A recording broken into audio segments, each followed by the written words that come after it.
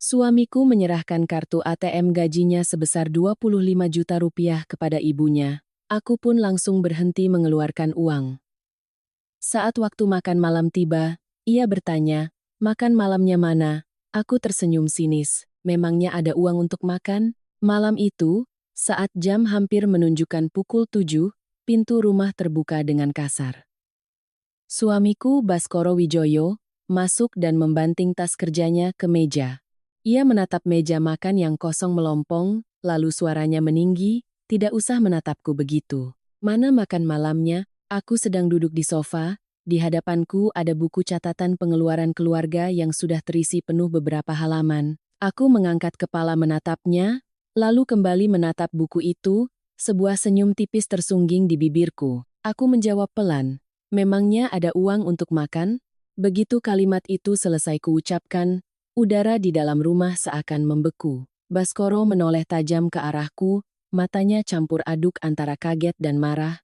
Dari dalam kamar, ibu mertuaku, Ibu Lestari, keluar dengan wajah masam, berkacak pinggang, dan menunjuk lurus ke arahku. "Kamu ini jangan kurang ajar. Ya, suamimu kerja banting tulang cari uang untuk menghidupimu, kamu malah seenaknya begini." Aku meletakkan buku catatan itu di meja, lalu berdiri. Suaraku tidak keras, tapi setiap katanya terdengar jelas. "Cari uang. Uangnya di mana?" Kartu ATM gaji 25 juta Mas Baskoro sudah diserahkan semua ke ibu. Saya tidak pegang sepeser pun. Baskoro tertegun sejenak, seolah tidak menyangka aku berani bicara terus terang di depan ibunya. Tapi hanya sedetik kemudian, ia menggeram, "Itu uangku, aku mau berikan ke siapapun, itu hak." Aku menatap lurus ke mata suamiku, untuk pertama kalinya tanpa menghindar. "Benar, itu uangmu. Jadi mulai sekarang, urus sendiri makanmu." Ibu Lestari melangkah mendekat, suaranya melengking. "Kamu berani mogok melayani suami? Rumah ini ada aturannya." Aku tersenyum sinis, merasa semua kekesalan yang kupendam berbulan-bulan ini berkumpul di ujung lidah. "Tidak, saya hanya membelanjakan sesuai anggaran yang saya terima. Dan saat ini, anggaran saya nol." Rumah 3 lantai yang biasanya selalu riuh kini menjadi sunyi senyap yang menyesakan. Baskoro menatapku, lalu menatap ibunya, seolah bingung harus memihak siapa. Aku tidak berkata apa-apa lagi, hanya berjalan dalam diam menuju kamar tidur. Di belakangku, aku mendengar suara ibu dan anak itu mengobrak-abrik kulkas, suara panci dan wajan beradu, dan suara Ibu Lestari menggerutu, "Perempuan kok tidak tahu diuntung." Aku berbaring di tempat tidur, mataku menatap langit-langit. Untuk pertama kalinya dalam 4 tahun menjadi menantu, aku tidak merasa bersalah. Beberapa bulan lalu, ketika Baskoro memberitahu akan memberikan kartu gajinya untuk dipegang ibunya, aku hanya diam. Ketika setiap kali butuh uang belanja atau bayar listrik, aku harus berdiri di depan Ibu Lestari dan meminta jutaan rupiah, aku juga diam. Aku menahannya ketika mendengar beliau berkata kepada kerabat bahwa sejak beliau yang memegang uang, barulah rumah ini bisa menabung. Aku masih menggigit bibir menahannya. Tapi malam ini, ketika meja makan yang kosong dijadikan alasan untuk menyalahkanku, aku tiba-tiba sadar. Jika aku terus diam, aku akan selamanya menjadi pihak yang salah di rumahku sendiri. Baskoro masuk ke kamar hampir setengah jam kemudian, bau mie instan masih menempel di bajunya. Ia berdiri di depan tempat tidur, suaranya sengaja direndahkan. "Kamu senang melakukan ini?" Aku tidak menoleh, hanya bertanya satu kalimat, "Apa kau lihat aku senang?" Ia terdiam. Keheningan itu terasa lebih menyakitkan daripada sebuah omelan. Aku melanjutkan, masih menatap langit-langit, "Uangmu kau berikan pada ibumu, tapi semua pengeluaran rumah tangga aku yang tanggung. Sampai urusan makan malam pun kau anggap itu tanggung jawabku. Jadi, aku ini apa di rumah ini?" Baskoro kesal. "Kamu mulai hitung-hitungan lagi." Aku tertawa, tawa yang kering. "Iya, aku hitung-hitungan. Karena kalau aku tidak menghitung, uang untuk makan pun tidak akan ada." Dari ruang keluarga, suara Ibu Lestari terdengar, "Baskoro, jangan banyak bicara sama dia. Besok biar ibu kasih uang untuk belanja, jangan bikin drama sampai tetangga dengar, malu." Kalimat itu bagai sebilah pisau. Ternyata bagi beliau, makan malam keluarga hanyalah soal gengsi di hadapan tetangga. Sedangkan bagiku, itu adalah soal harga diri. Aku menarik selimut, membalikkan badan. Aku tahu, sejak aku mengucapkan kalimat, memangnya ada uang untuk makan, semuanya tidak akan sama lagi. Aku bukan lagi menantu yang hanya bisa menunduk patuh. Aku bukan lagi istri yang pasrah ketika suami menyerahkan seluruh keuangan pada ibunya namun tetap menuntutku untuk sempurna. Malam itu aku tidak bisa tidur. Aku mendengar suara pintu ruang tamu dibuka dan ditutup, mendengar suara ibu mertuaku berbisik entah apa pada Baskoro. Aku bahkan mendengar helaan napasnya yang berat. Tapi anehnya, hatiku terasa sedikit lebih ringan. Ringan karena akhirnya aku bisa menyuarakan apa yang perlu disuarakan. Aku pernah berpikir, mengalah sedikit demi kedamaian rumah, mengalah sedikit demi keharmonisan, tapi mengalah sampai kehilangan suara sendiri, itu bukan lagi mengalah, melainkan menghapus diri sendiri. Keesokan paginya, ketika aku keluar dari kamar, sarapan tidak tersedia seperti biasanya. Ibu Lestari menatapku, tatapannya bukan lagi sekadar kesal, tapi penuh kewaspadaan. Baskoro menghindari tatapanku. Aku mengerti betul, perang dingin di dalam keluarga ini telah resmi dimulai dari meja makan yang kosong itu. Saat itu, aku hanya berpikir sedang memberi mereka pelajaran kecil. Aku tidak menyangka. Justru keheningan setelah malam itu yang membuatku harus membayar harga yang jauh lebih mahal dari yang kubayangkan. Aku menceritakan ini agar bapak, ibu, dan saudara-saudari mengerti mengapa sebuah meja makan yang kosong bisa mendorong seorang perempuan sampai harus mengucapkan kalimat pedas itu. Mungkin banyak yang menganggapku keterlaluan, tapi jika hidup dalam posisiku, mungkin kalian akan paham. Ada saatnya diam bukan lagi kesabaran, melainkan membiarkan diri sendiri mengecil dari hari ke hari. Aku dan Baskoro bertemu bukan karena cinta pada pandangan pertama. Kami dikenalkan oleh seorang kerabat. Aku bekerja sebagai akuntan di sebuah perusahaan swasta, gaji cukup untuk hidup. Sifatku tidak pandai berbasa-basi, tapi aku rajin dan teliti. Sementara Baskoro adalah seorang insinyur konstruksi, sering ke proyek, penghasilan stabil, sekitar 25 juta rupiah sebulan.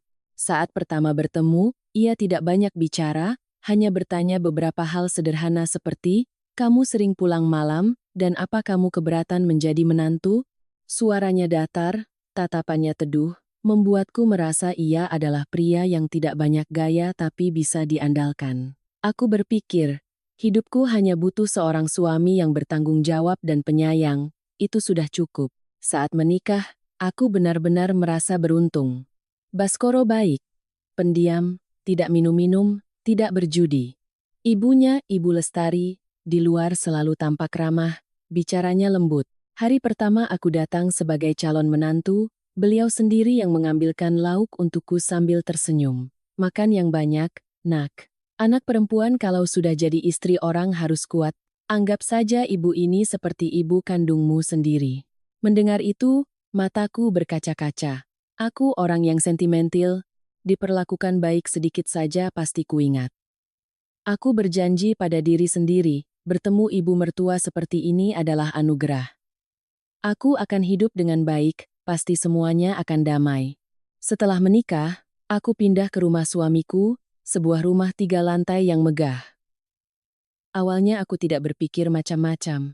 Aku hanya berpikir tinggal bersama untuk berhemat dan merawat ibu mertua sebagai bakti seorang anak. Aku bahkan merasa lebih bertanggung jawab karena ada orang tua di rumah. Baskoro sering pergi pagi pulang malam, proyeknya jauh, kadang 3-4 hari baru pulang sekali. Aku lebih banyak di rumah bersama ibu mertua, jadi aku berusaha keras menjaga keharmonisan, pagi-pagi bangun memasak sarapan, bersih-bersih, lalu berangkat kerja. Sore pulang, langsung masak lagi. Aku melakukannya seperti rutinitas, seolah itu adalah kewajiban alamiah seorang istri baru. Bulan-bulan pertama semuanya benar-benar normal. Baskoro memberikan kartu ATM gajinya kepadaku.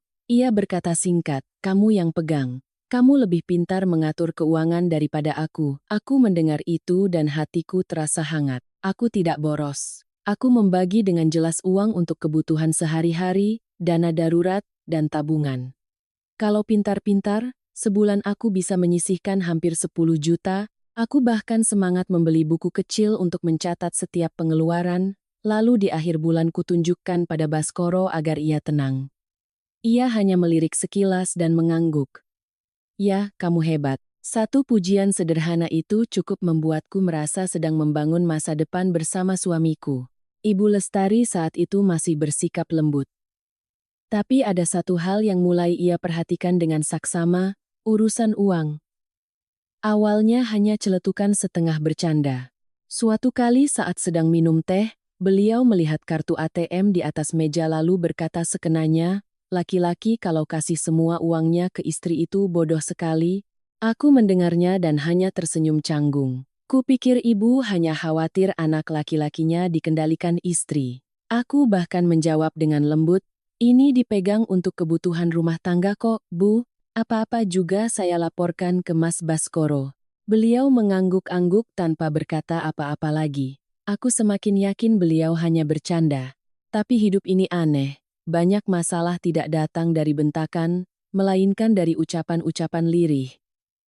Terdengar biasa, tapi perlahan-lahan meresap, beliau mulai sering bertanya, bulan ini habis berapa? Nabung dapat berapa juta? Uangnya kamu simpan di mana? Aku tetap menjawab, karena kupikir jika aku transparan, tidak ada yang perlu disembunyikan. Aku bahkan merasa senang karena mengira ibu mertua peduli pada masa depan kami. Aku tidak tahu, semakin aku transparan, semakin aku menempatkan diriku dalam posisi yang terus-menerus diawasi.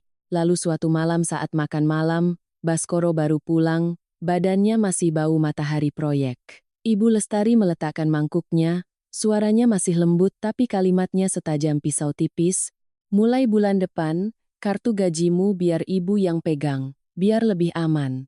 Aku tertegun. Tanganku yang sedang mengambil lauk mendadak berhenti di udara. Aku menoleh ke arah Baskoro, menunggunya mengatakan sesuatu, setidaknya bertanya kenapa. Tapi Baskoro hanya diam beberapa detik. Ia tidak menatapku, juga tidak menatap ibunya, seolah sedang menimbang-nimbang. Lalu ia menghela napas dan mengucapkan satu kalimat yang membuat tulang punggungku dingin. Sudahlah, biar ibu yang pegang saja demi ketenangan rumah. Aku tidak langsung membantah. Sejujurnya saat itu aku merasa kecewa sekaligus sedih. Kecewa karena rasa percaya antara suami istri seakan dicabut begitu mudah, hanya dengan satu kalimat dari ibunya. Sedih karena aku tahu, ketika uang tidak lagi di tanganku, suaraku di rumah ini juga akan berbeda. Tapi aku masih mencoba menenangkan diri. Aku berkata pada diri sendiri, uangnya masuk ke rumah ini juga. Ibu yang pegang, atau istri yang pegang, sama-sama untuk keluarga. Aku bahkan berpikir, mungkin beliau hanya ingin mengontrol sedikit agar tenang. Mungkin beberapa bulan lagi akan dikembalikan. Aku memilih untuk percaya seperti itu agar hatiku lebih lega. Malam itu, ketika Baskoro sudah tidur, aku berbaring membelakangi dinding tapi tidak bisa tidur. Di kepalaku terus terngiang kalimat, biar ibu yang pegang saja biar lebih aman. Aku bertanya-tanya, aman dari apa? Aman untuk anak laki-lakinya, atau aman agar aku tidak punya hak untuk menyentuhnya? Aku ingin bertanya pada Baskoro, tapi takut ia tidak suka, takut rumah tangga yang baru seumur jagung sudah ribut. Aku diam. Dan sejak saat aku memilih diam, aku tidak sadar telah melangkah ke posisi yang lebih lemah dalam pernikahanku sendiri. Ketika kartu gaji berpindah dari tanganku ke tangan Ibu Lestari, aku masih belum sepenuhnya paham arti dari semua itu. Aku hanya tahu, sejak hari itu, setiap urusan di rumah mulai diputuskan oleh satu orang. Dan orang itu bukan aku. Bulan pertama Baskoro memberikan kartu gajinya pada ibunya, aku masih mencoba berkata pada diri sendiri bahwa ini demi ketenangan rumah.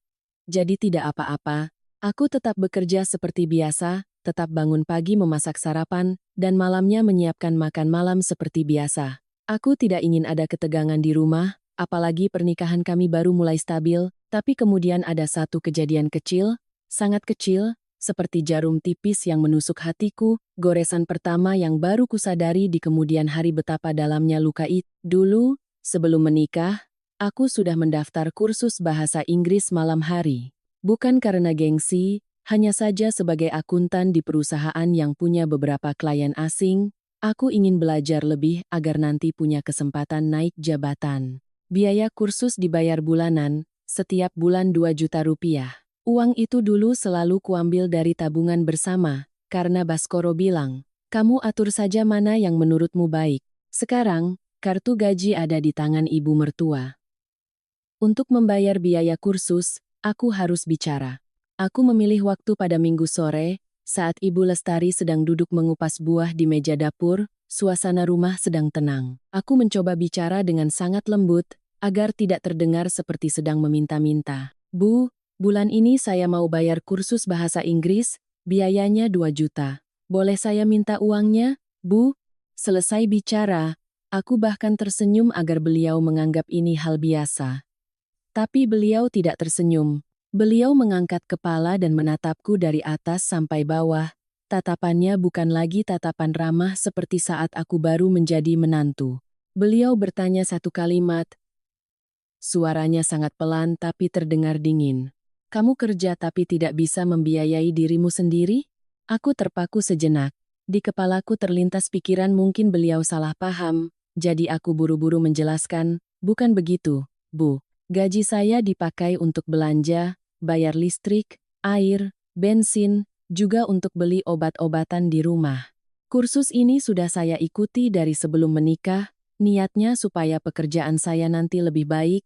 Beliau meletakkan potongan buah di piring, mengelap tangannya ke serbet, lalu suaranya tiba-tiba berubah, tidak lagi pelan. Perempuan itu harus pintar berhemat, jangan mentang-mentang punya suami, gaji suamimu itu untuk urusan besar, bukan untuk kamu hamburkan buat belajar hal-hal yang tidak penting.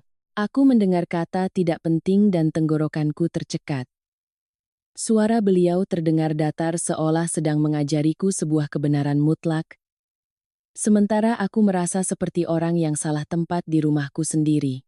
Aku mencoba menjaga suara tetap lembut. Iya, Bu, saya tidak boros. Saya hanya minta sesuai biaya yang harus dibayar. Kursus ini malam hari, tidak mengganggu urusan keluarga. Beliau menatapku beberapa saat lagi, baru kemudian berdiri dan membuka laci. Beliau mengeluarkan sebuah amplop, menarik beberapa lembar uang, menghitungnya dengan pelan seolah ingin menunjukkan setiap lembarnya kepadaku, lalu memberikannya. Mulutnya berkata tanpa ekspresi, 2 juta. Ingat, pakai yang benar. Lain kali kalau mau apa-apa, bilang dari jauh-jauh hari, jangan seenaknya. Aku memegang amplop itu dan tanganku terasa panas. Bukan karena jumlah uangnya, tapi karena perasaan seperti baru saja menerima sedekah, padahal itu adalah uang keluarga kami, uang suami istri. Untuk pertama kalinya aku mengerti rasanya harus meminta-minta untuk kehidupanku sendiri. Aku ingin mengatakan sesuatu, tapi melihat sikapnya, aku tahu percuma. Aku hanya menjawab, iya, Bu dengan lirih lalu berbalik. Malam itu Baskoro pulang.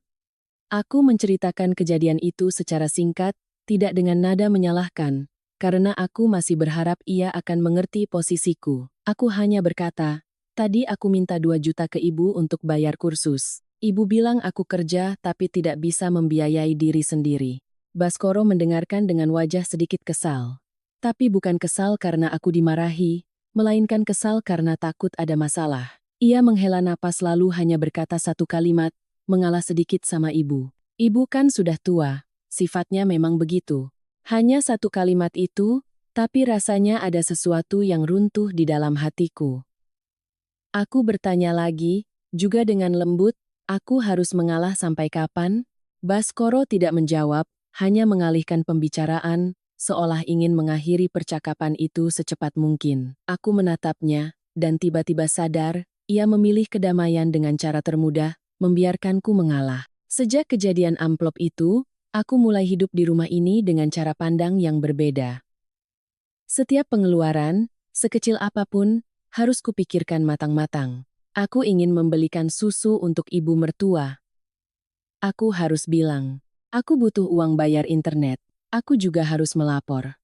Pernah sekali aku minta 300.000 untuk ganti tabung gas. Ibu Lestari bertanya, gas apa kok cepat sekali habisnya? Di rumah cuma berapa orang? Aku mendengarnya dan tubuhku kaku. Aku merasa malu sekaligus kesal, tapi tetap harus menjelaskan seperti sedang mempresentasikan laporan keuangan. Perlahan-lahan, Di rumah ini terbentuk suasana yang sangat aneh. Aku mengerjakan semua pekerjaan, tapi selalu merasa seperti sedang memakai uang orang lain. Dan semakin merasa begitu, aku semakin kehilangan kepercayaan diri. Aku pulang kerja, melihat suamiku asyik dengan ponselnya, ibu mertuaku menonton TV, sementara aku masuk dapur untuk memasak. Aku tiba-tiba bertanya pada diri sendiri, aku ini istri atau pembantu di rumah ini?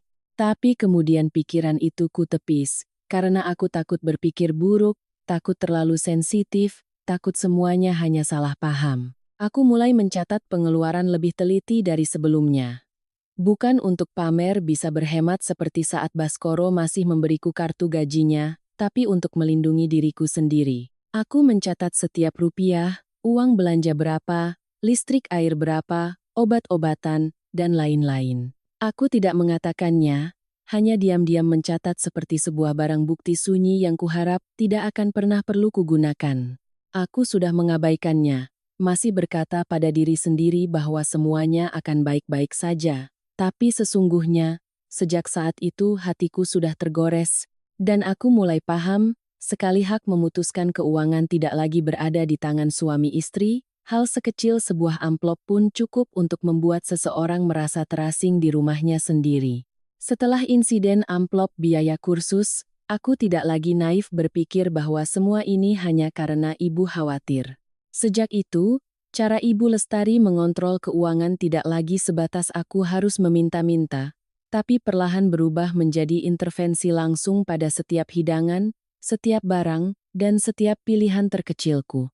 Seolah-olah beliau ingin aku terbiasa bahwa di rumah ini, semua keputusan harus melalui persetujuannya. Suatu hari aku pulang kerja terlambat, mampir ke pasar membeli sedikit daging sapi untuk ditumis untuk Baskoro, karena ia baru pulang dari proyek dan terlihat lelah. Pikiranku sederhana, suamiku kerja keras, makannya harus bergizi. Baru saja masuk dapur, belum sempat mencuci sayuran, Ibu Lestari sudah berdiri di pintu, melirik kantong belanjaan yang kupegang lalu bertanya, "Beli apa itu?" Aku menunjukkannya dengan jujur. "Daging sapi, Bu. Mau saya tumis cepat untuk Mas Baskoro."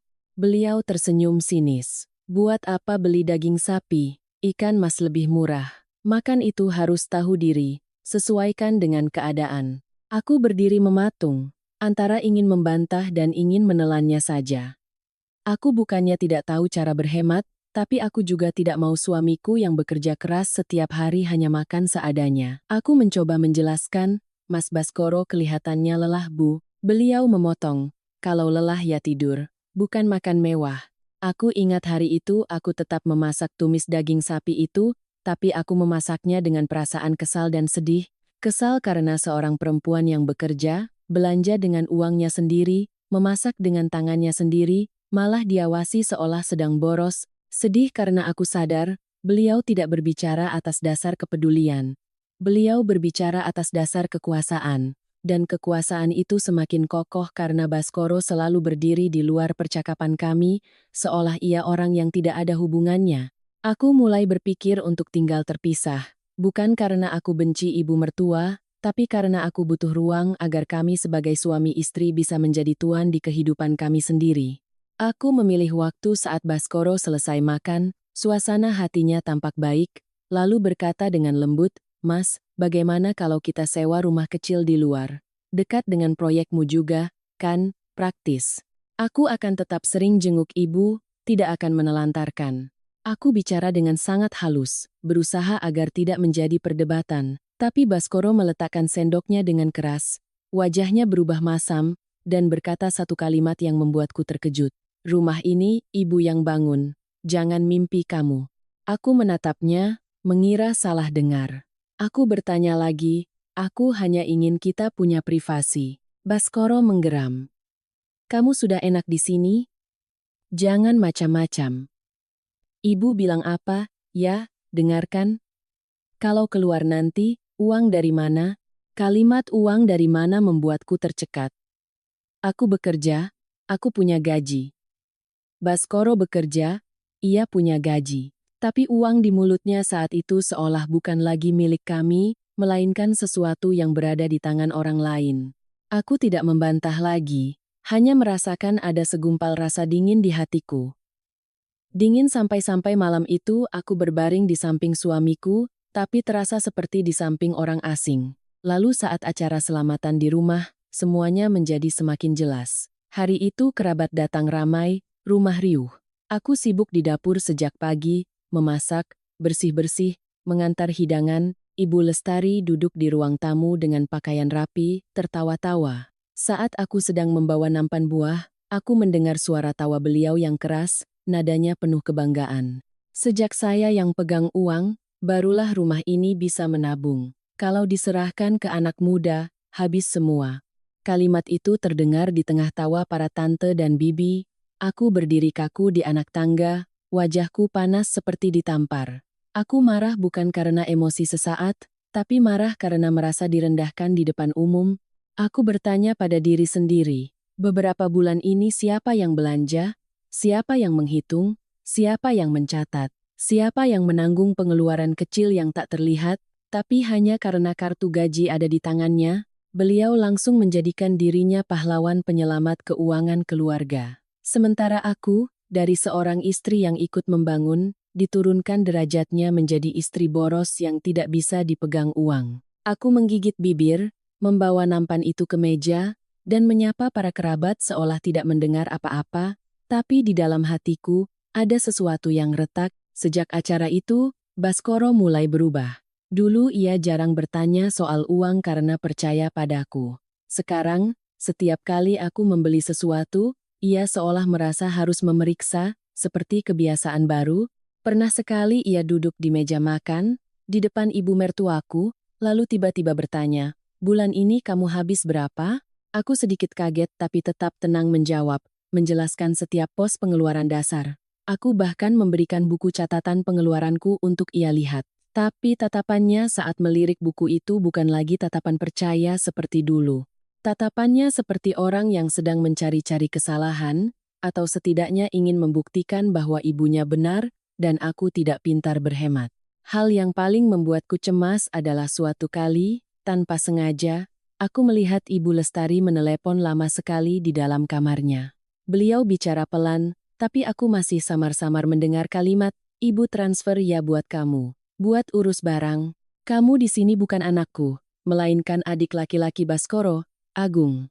Aku berdiri di lorong, jantungku berdebar kencang. Aku tidak mau menguping, tapi kalimat itu seolah masuk sendiri ke telingaku. Setelah hari itu, aku lebih perhatian. Aku melihat beliau sering ke bank, sering menerima telepon lalu menutup pintu kamar. Suatu hari, aku tidak sengaja melihat selembar bukti transfer jatuh di laci dapur. Aku mengambilnya dengan niat mengembalikan, tapi mataku terbelalak. Nama penerimanya adalah Agung. Jumlahnya tidak besar sekali transfer, tapi kalau diakumulasi, jadi signifikan. Aku tidak berani langsung menyimpulkan. Jadi aku diam-diam memperhatikan lagi. Hanya dalam beberapa bulan, transfer itu terjadi berulang kali. Aku menghitung dalam hati, angkanya tidak kecil lagi, hampir 100 juta. Aku terperangah. Aku teringat saat aku meminta 2 juta untuk kursus, meminta 300.000 untuk ganti gas, dan ditanya, "Gas apa kok cepat sekali habisnya?" Sementara pada saat yang sama, beliau diam-diam mengalirkan uang untuk bisnis adiknya. Aku bukan orang egois. Jika membantu keluarga dengan rencana yang jelas, aku bersedia. Tapi yang tidak bisa kutolerir adalah ketidakadilan. Aku harus meminta-minta, sementara orang lain diberi begitu saja. Aku membicarakan hal itu pada Baskoro. Aku memilih bicara terus terang tapi tidak dengan nada menuduh. "Mas, aku lihat ibu beberapa kali transfer uang ke Agung. Totalnya mungkin hampir 100 juta. Apa kamu tahu?" Baskoro mengerutkan kening. Tapi kalimat pertama yang keluar dari mulutnya adalah, "Kamu menggeledah barang-barang ibu?" Aku tercekat. Aku menjelaskan, "Bukan menggeledah. Aku tidak sengaja lihat. Aku hanya khawatir." Tapi Baskoro menepisnya dengan kesal. "Ibu melakukan apapun pasti demi keluarga. Kalau bisnis Agung berhasil, nanti juga akan membantu kita. Kamu jangan suka mencari-cari masalah." Kata mencari-cari masalah membuatku bungkam. Aku menatap suamiku dan melihat sebuah kenyataan pahit. Aku bukan lagi orang yang paling ia percaya. Dan kalimat ibu melakukan apapun demi keluarga, meskipun terdengar bijak, sesungguhnya sedang menutupi semua hal yang tidak masuk akal. Aku tidak menyangka, justru dalih demi keluarga itu yang akan mendorongku ke batas kesabaranku, di mana aku tidak lagi ingin menjelaskan, tidak lagi ingin mengalah, melainkan hanya ingin keluar untuk menyelamatkan diriku sendiri. Bulan itu, semuanya terasa berjalan lebih cepat dari biasanya. Seolah takdir sengaja memilih saat aku sudah paling lelah untuk menguji seberapa lama lagi aku bisa bertahan. Awal bulan, Baskoro menerima gaji. Aku bahkan belum sempat bertanya apa-apa, sudah ada notifikasi SMS banking yang masuk ke ponsel lamaku yang masih terhubung, laporan transaksi berhasil, gaji suamiku baru masuk sudah langsung ditransfer ke rekening ibu mertuaku. Aku tidak melihat angkanya, tapi dari sikap tenangnya, aku tahu itu sudah menjadi kebiasaan. Aku duduk di meja makan, menatap nasi yang dingin, dan bertanya-tanya, di rumah ini, apakah kami sebagai suami istri masih sebuah keluarga? Atau hanya dua orang yang tinggal di bawah atap rumah atas nama ibunya? Sementara gajiku bulan itu, baru masuk sudah harus kupecah-pecah. Uang asuransi, bensin, listrik, air, internet, dan segala kebutuhan kecil di rumah. Terus seperti itu. Aku bukan orang boros, tapi perasaan bahwa semua pengeluaran keluarga dibebankan padaku sementara gaji suami dipegang orang lain membuatku sesak napas. Pertengahan bulan, aku membuka dompet dan hanya tersisa beberapa ratus ribu. Aku melihat angka itu dan merasa marah sekaligus lucu. Seorang wanita yang bekerja sebulan penuh, pada akhirnya harus menghitung uang lembaran seperti mahasiswa. Sementara suaminya yang bergaji 25 juta, ia tidak boleh menyentuhnya. Aku sudah mencoba bertahan, mencoba mengatur dengan membeli barang lebih murah, mengurangi lauk ini, mengganti dengan itu. Tapi semakin berhemat, aku semakin merasa seperti sedang menghukum diriku sendiri atas masalah yang bukan aku penyebabnya. Dan yang paling menyakitkan bukanlah kekurangan uang, melainkan perasaan diremehkan. Seolah-olah aku ada di rumah ini hanya untuk mengurus dapur, tidak berhak bertanya uangnya kemana, hanya berhak mendengar, hiduplah yang tenang. Suatu sore menjelang akhir bulan, aku berdiri di dapur menatap kulkas yang hampir kosong. Aku menghela napas, lalu memutuskan untuk bicara terus terang pada Baskoro. Aku tidak bicara dengan nada membentak. Aku bicara seperti orang yang sedang berusaha menjaga sisa-sisa kehormatan pernikahannya. Mas, tolong minta 3 juta sama ibu untuk belanja. Stok di rumah sudah habis. Kupikir permintaan itu sangat wajar. 3 juta bukan untuk foya-foya, hanya untuk memasak bagi keluarga. Tapi Baskoro menatapku, matanya lelah, suaranya dingin seperti sedang menghafal. Kata ibu, bulan ini lagi sulit. Aku terpaku. Sulit bagaimana? Gaji suamiku ditransfer semua ke ibunya. Sementara aku menanggung listrik, air, belanja, dan segala macam. Aku bertanya lagi, masih mencoba tenang tapi suaraku sudah menajam. Sulit atau uangnya sudah diberikan ke Agung lagi? Kalimat itu seolah menyulut sesuatu dalam diri Baskoro. Ia langsung marah, suaranya meninggi, wajahnya memerah. Jangan ikut campur urusan keluargaku. Aku mendengar kata keluargaku dan hatiku mendingin. 4 tahun menjadi istri, kupikir rumah adalah milik kami berdua. Tapi ternyata di mulutnya, itu tetaplah rumahnya. Dan aku, meskipun memasak, membersihkan, menyumbang uang dan tenaga, tetaplah hanya orang yang menumpang, seorang menantu. Sebuah bayangan di belakang, aku menatap suamiku, dan tiba-tiba tidak ingin berdebat lagi. Bukan karena aku kehabisan alasan, tapi karena aku sadar, berdebat dengan orang yang sudah memilih memihak ibunya hanya akan membuatku semakin lelah. Malam itu aku tidak pergi belanja. Aku juga tidak memasak. Aku tidak mengamuk, tidak mengucapkan sepatah kata pun yang membuat rumah jadi ribut. Aku hanya diam. Diam yang tegas. Aku makan mie instan sore itu, lalu duduk di sofa, membuka buku catatan pengeluaranku, dan menulis satu baris singkat. Akhir bulan, uang belanja habis. Selesai menulis, aku menutup buku itu, meletakkannya dengan rapi di atas meja seolah itu adalah sebuah pernyataan. Sekitar pukul 7, Waktu di mana biasanya aku masih di dapur, keringat membasahi punggung, satu tangan mengaduk sayur, satu tangan membalik ikan, hari itu dapur terasa dingin. Aku duduk diam mendengar suara pintu terbuka. Baskoro pulang, membanting tasnya ke meja. Ia melihat sekeliling, meja makan kosong, tidak ada aroma masakan, tidak ada suara piring dan sendok. Ia masuk ke dapur, membuka kulkas, lalu keluar dengan wajah masam. Mana makan malamnya? Saat itu, aku menatapnya, dan tiba-tiba mengerti sebuah kebenaran yang menyakitkan. Di matanya, aku bukan lagi seorang istri untuk diajak bicara dan berbagi, melainkan seperti sebuah layanan otomatis.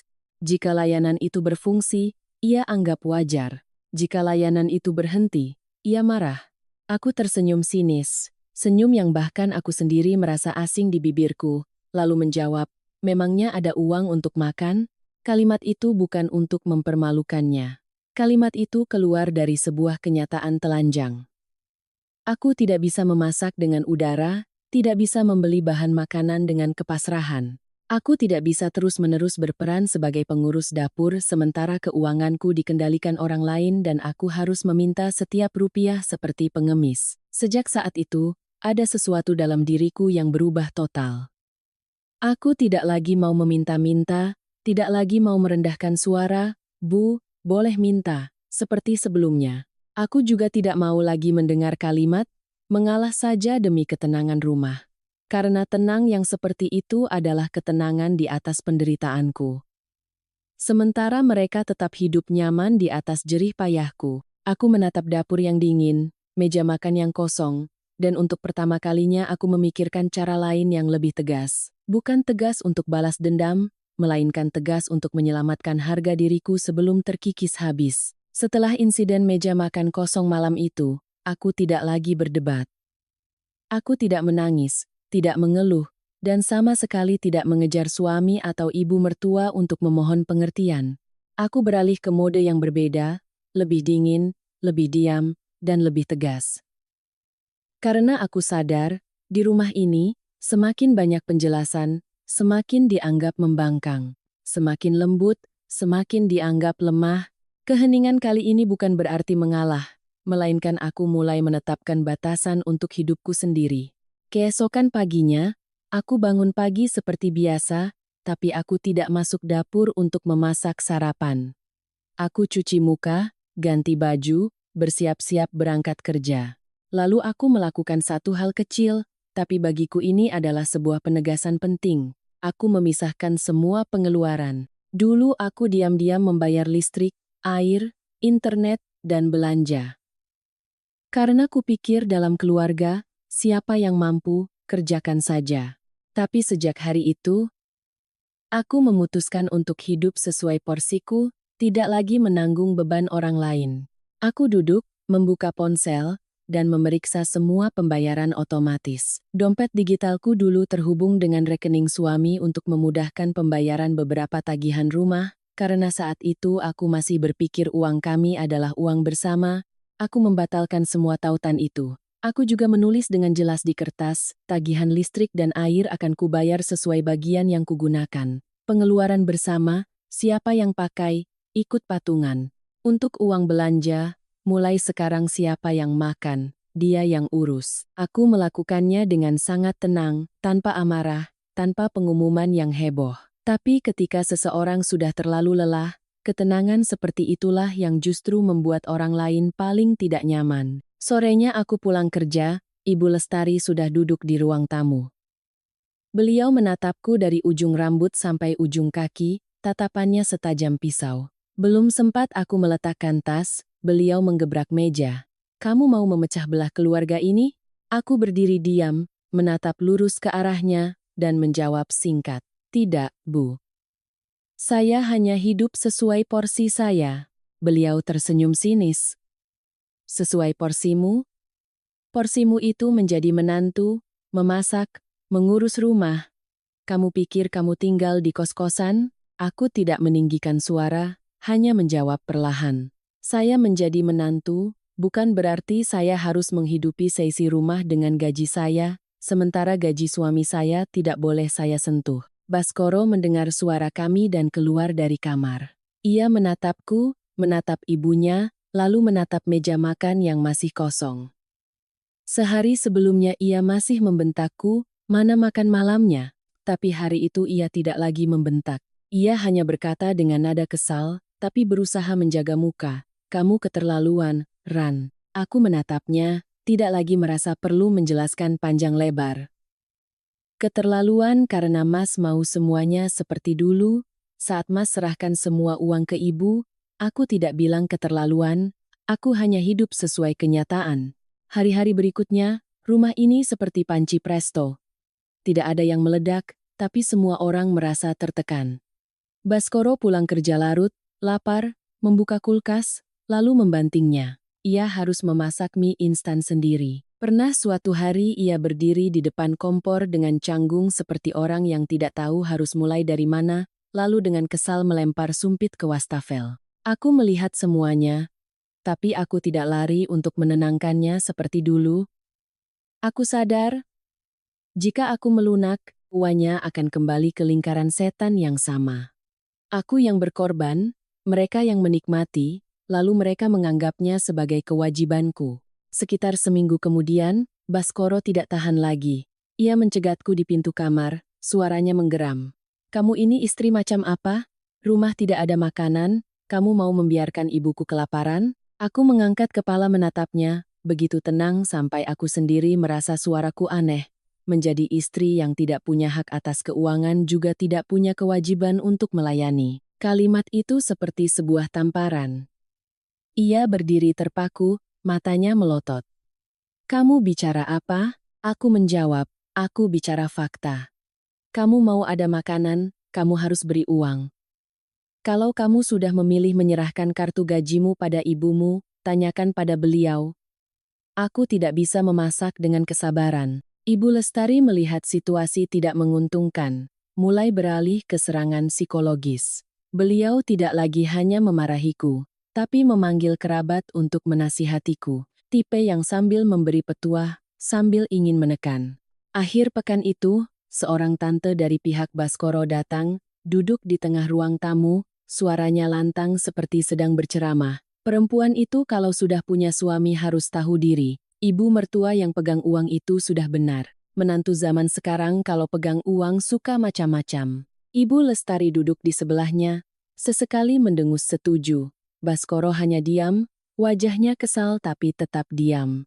Aku melihat pemandangan itu dan lebih merasa lucu daripada marah, lucu karena mereka bicara kebenaran dengan sangat lantang. Tapi tidak ada yang bertanya apakah kebenaran itu adil. Aku tidak berdebat. Aku langsung masuk kamar, mengambil buku catatan pengeluaranku. Buku yang sudah kutulis sejak lama, setiap rupiah, begitu jelas sampai tidak bisa dibantah. Aku meletakkannya di tengah meja, di depan semua orang. Suaraku tetap datar. 3 bulan terakhir, uang Mas Baskoro masuk ke rekening ibu. Tapi tagihan listrik, air, dan belanja, saya yang tanggung. Siapa sebenarnya yang menghidupi rumah ini? Seketika semuanya hening. Tante yang tadi berapi-api bicaranya langsung terdiam. Baskoro menatap buku itu, matanya berkedip-kedip seolah tidak tahu harus percaya atau menghindar. Ibu Lestari hanya tersenyum sinis. Senyum dingin yang membuatku semakin paham sifat aslinya. Kamu hitung-hitungan dengan keluarga suamimu sendiri. Aku menatapnya, tidak lagi tersenyum. Aku berkata tegas, bukan saya yang menghitung, Bu. Tapi saya tidak mau dijadikan orang yang salah hanya karena saya tidak punya uang lagi untuk memasak. Malam itu setelah para kerabat pulang, aku duduk sendirian di sofa lama sekali. Aku sadar satu hal, mereka tidak takut pada argumen, mereka hanya takut kehilangan kendali. Semakin jelas argumenku, semakin mereka tidak nyaman karena itu mengusik apa yang sedang mereka genggam. Dan ketika seseorang sudah terbiasa berkuasa, ia tidak akan mau melepaskannya dengan mudah. Aku tidak lagi berharap mereka akan mengerti dengan sendirinya. Aku juga tidak lagi mau menggunakan air mata untuk mendapat belas kasihan. Aku mulai mempersiapkan sebuah serangan balik yang membuat mereka tidak sempat bereaksi. Bukan untuk balas dendam, tapi untuk memaksa semuanya kembali ke tempat yang semestinya. Siapa yang berbuat, dia yang bertanggung jawab. Siapa yang salah, dia yang menanggung.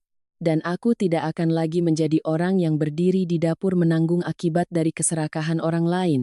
Setelah pertemuan keluarga yang gagal itu, aku tidak lagi merasa tinggal di sebuah rumah.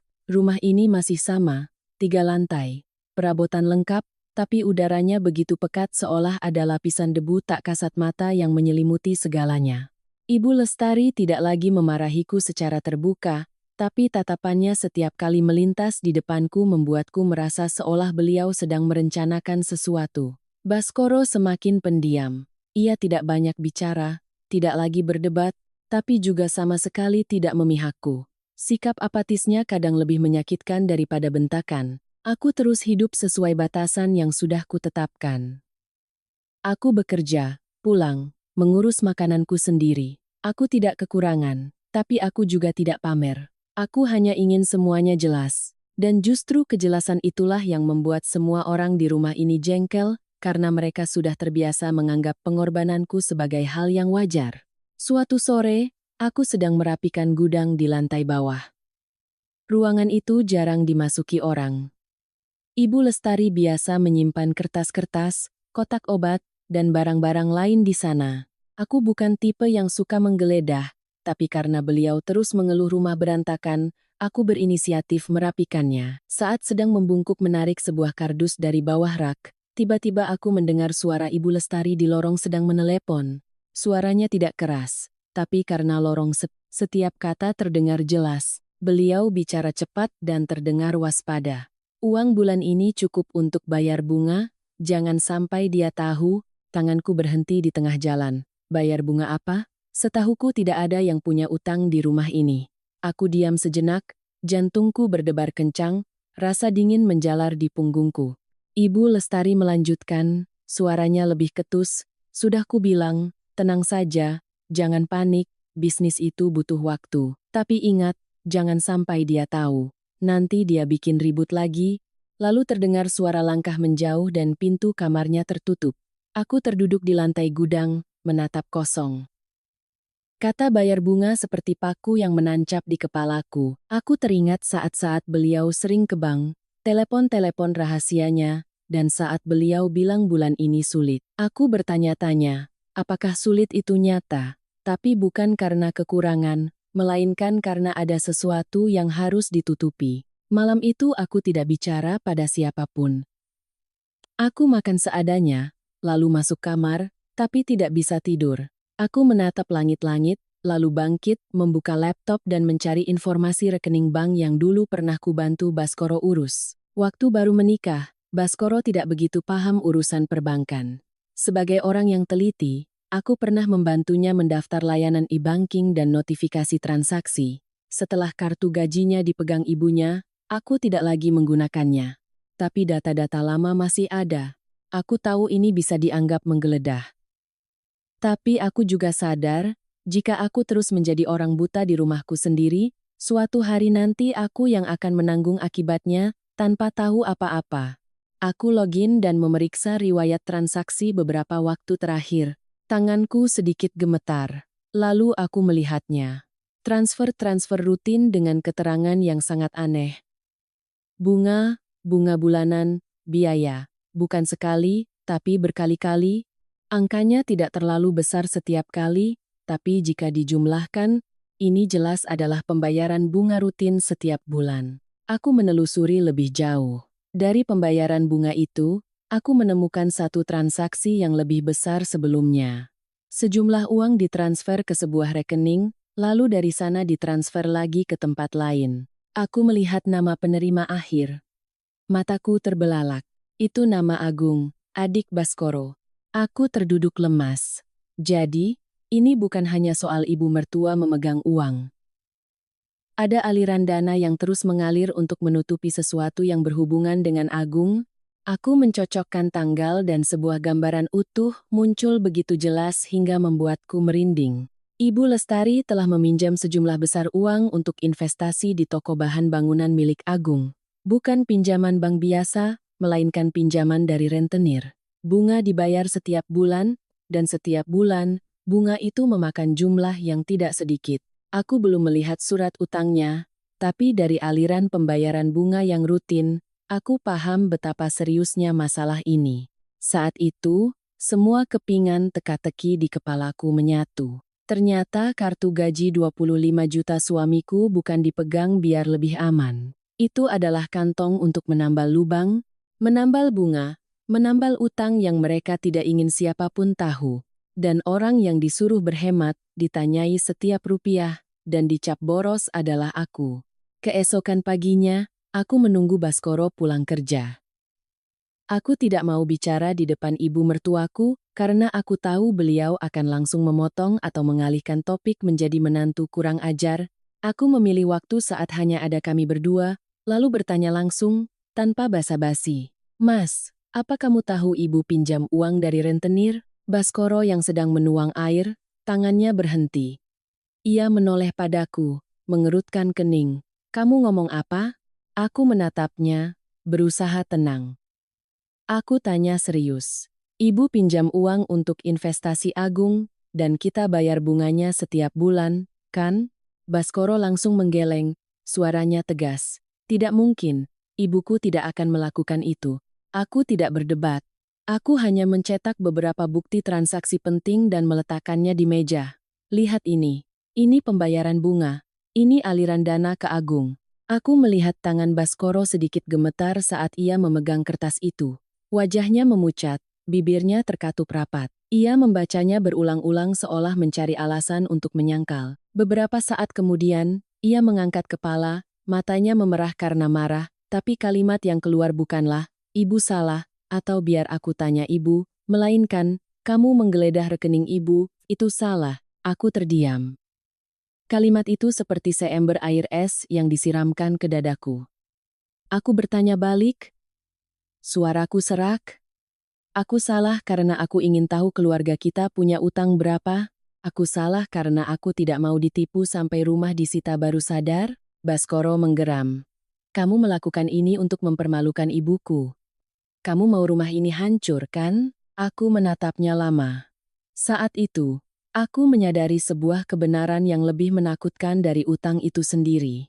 Ia lebih memilih melindungi harga diri ibunya daripada melindungi masa depan kami. Baginya, yang penting bukan benar atau salah, tapi jangan sampai ibunya kehilangan muka.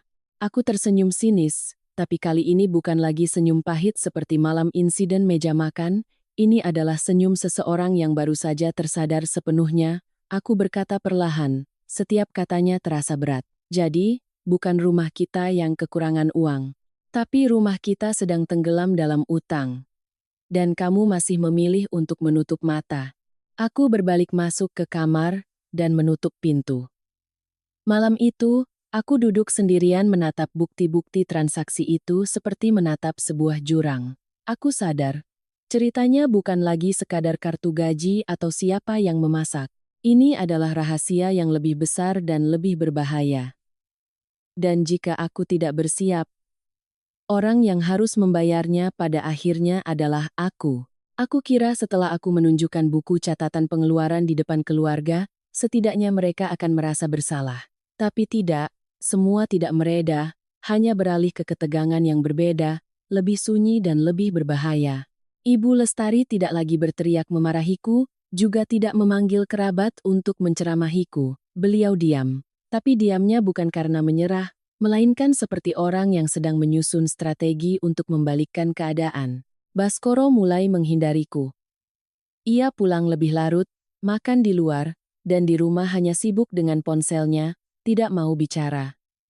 Aku melihatnya dan merasa dingin, seorang pria yang tidak berani menghadapi kebenaran di rumahnya sendiri, cepat atau lambat akan menjadi bayangan yang berdiri di tengah, tidak bisa menyelamatkan siapapun dan justru menyakiti orang di sampingnya. Suatu sore, saat aku sedang siap keluar, aku mendengar Ibu Lestari menelepon di kamarnya, pintunya sedikit terbuka.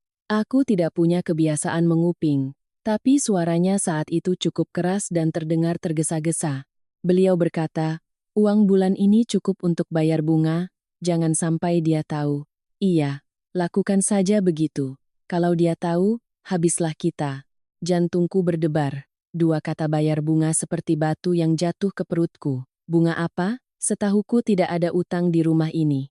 Aku berdiri kaku di lorong beberapa detik, lalu masuk ke kamar mandi seolah tidak terjadi apa-apa. Tapi di kepalaku, semuanya berputar. Aku teringat saat-saat beliau sering ke bank, telepon-telepon rahasianya, dan bukti transfer ke Agung. Aku juga teringat kalimatnya lagi sulit saat aku minta 3 juta untuk belanja. Dulu kupikir beliau pelit, tapi sekarang aku merasa ada yang tidak beres. Bukan pelit, tapi menyembunyikan sesuatu. Malam itu saat Baskoro sudah tidur, aku duduk di meja kerja, membuka kembali semua yang masih kusimpan. Beberapa SMS banking lama, riwayat transaksi yang dulu pernah kubantu ibu mertua lakukan saat beliau belum paham. Aku tidak berniat membobol apapun, tapi ada data-data lama yang terkait dengan pengeluaran bersama keluarga yang masih bisa kuakses riwayatnya. Aku memeriksa satu persatu. Semakin kulihat, punggungku semakin dingin. Ada transfer-transfer dengan jumlah yang tidak kecil, polanya teratur, waktunya jelas, dan yang paling mencurigakan adalah keterangannya, bunga. Aku menelan ludah, menghitung ulang semua angka. Jumlah yang muncul membuatku terperangah. 200 juta. Bukan 20, bukan 50, tapi 200 juta. Aku terduduk lemas di kursi, tanganku dingin. Ternyata rumah ini bukan hanya memegang uang biar aman. Rumah ini sedang berutang. Dan gaji 25 juta suamiku setiap bulan bukan disimpan, melainkan disedot ke sebuah lubang untuk menambal bunga. Aku tiba-tiba paham kenapa Ibu Lestari selalu tegang jika bicara soal uang. Kenapa beliau mengontrol setiap rupiah yang kukeluarkan. Kenapa beliau takut aku menyentuh kartu gaji itu. Beliau bukan takut aku boros. Beliau takut aku menemukan rahasia ini. Keesokan paginya, aku tidak bicara pada Ibu Lestari. Aku memilih bicara pada Baskoro lebih dulu, karena bagaimanapun ia suamiku. Aku menunggunya pulang kerja, menariknya ke kamar, menutup pintu, dan bicara terus terang. Mas, apa kamu tahu ibu pinjam dari rentenir? Baskoro menatapku seperti aku bicara omong kosong. Kamu ngomong apa? Aku meletakkan beberapa lembar bukti transaksi yang sudah kucetak di depannya. Suaraku tenang tapi tegas. Ibu pinjam 200 juta. Ada transaksi pembayaran bunga setiap bulan. Ini buktinya. Baskoro mengambil kertas itu. Matanya menyapu tulisan di sana, lalu wajahnya memucat. Aku melihat tangannya gemetar. Ia tergagap, tidak mungkin. Ibu tidak akan begitu. Kita tidak kekurangan apa-apa. Aku menatapnya, ingin berkata, kita kekurangan. Kekurangan kejujuran, kekurangan tanggung jawab. Tapi sebelum aku sempat bicara, Baskoro sudah membanting kertas itu ke meja, suaranya menggeram. Kamu menggeledah rekening ibu, itu salah. Aku terpaku. Saat itu, aku tidak lagi marah, tapi merasa hampa. Hampa karena seorang pria yang baru tahu keluarganya tenggelam dalam utang, reaksi pertamanya bukanlah, apa yang ibu lakukan, melainkan, kamu salah karena berani tahu. Aku bertanya padanya, suaraku lirih tapi dingin. Salah karena aku mau menyelamatkanmu? Baskoro tidak menjawab, ia mondar-mandir di kamar, napasnya berat, lalu keluar kalimat yang sudah sangat kukenal.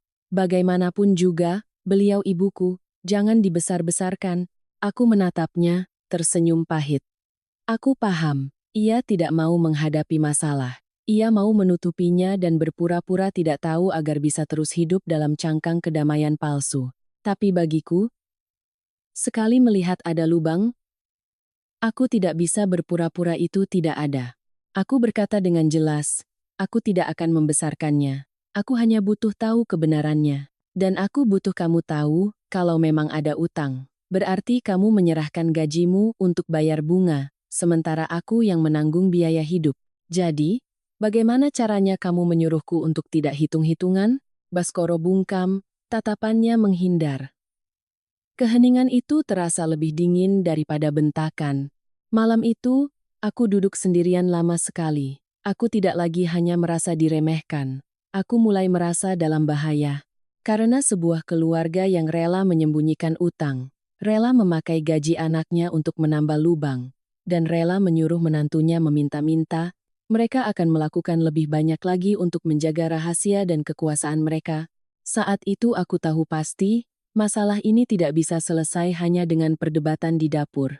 Sebuah rahasia telah terungkap, dan ketika rahasia itu menyangkut utang, ia bisa menyeret seluruh keluarga jatuh dengan cepat. Dan aku, jika terus diam, akan menjadi orang pertama yang ikut terseret. Setelah aku bicara terus terang pada Baskoro tentang pembayaran bunga itu, tidak ada seorang pun di rumah yang mengungkitnya lagi. Tapi aku tahu, keheningan itu bukan kedamaian, melainkan bom waktu. Ibu Lestari menatapku dengan cara yang berbeda, bukan lagi tatapan meremehkan, tapi tatapan waspada bercampur benci. Baskoro semakin menghindar, seolah takut jika ia bicara, semuanya akan meledak. Aku tidak berinisiatif membuat keributan. Aku menunggu, karena aku paham, jika ingin bicara dengan fakta, harus di waktu yang tepat, dengan saksi yang tepat. Benar saja dugaanku. 2 hari kemudian, Ibu Lestari mengadakan rapat keluarga. Beliau memanggil beberapa tante dan kerabat dekat, dengan alasan untuk menyelesaikan masalah secara damai.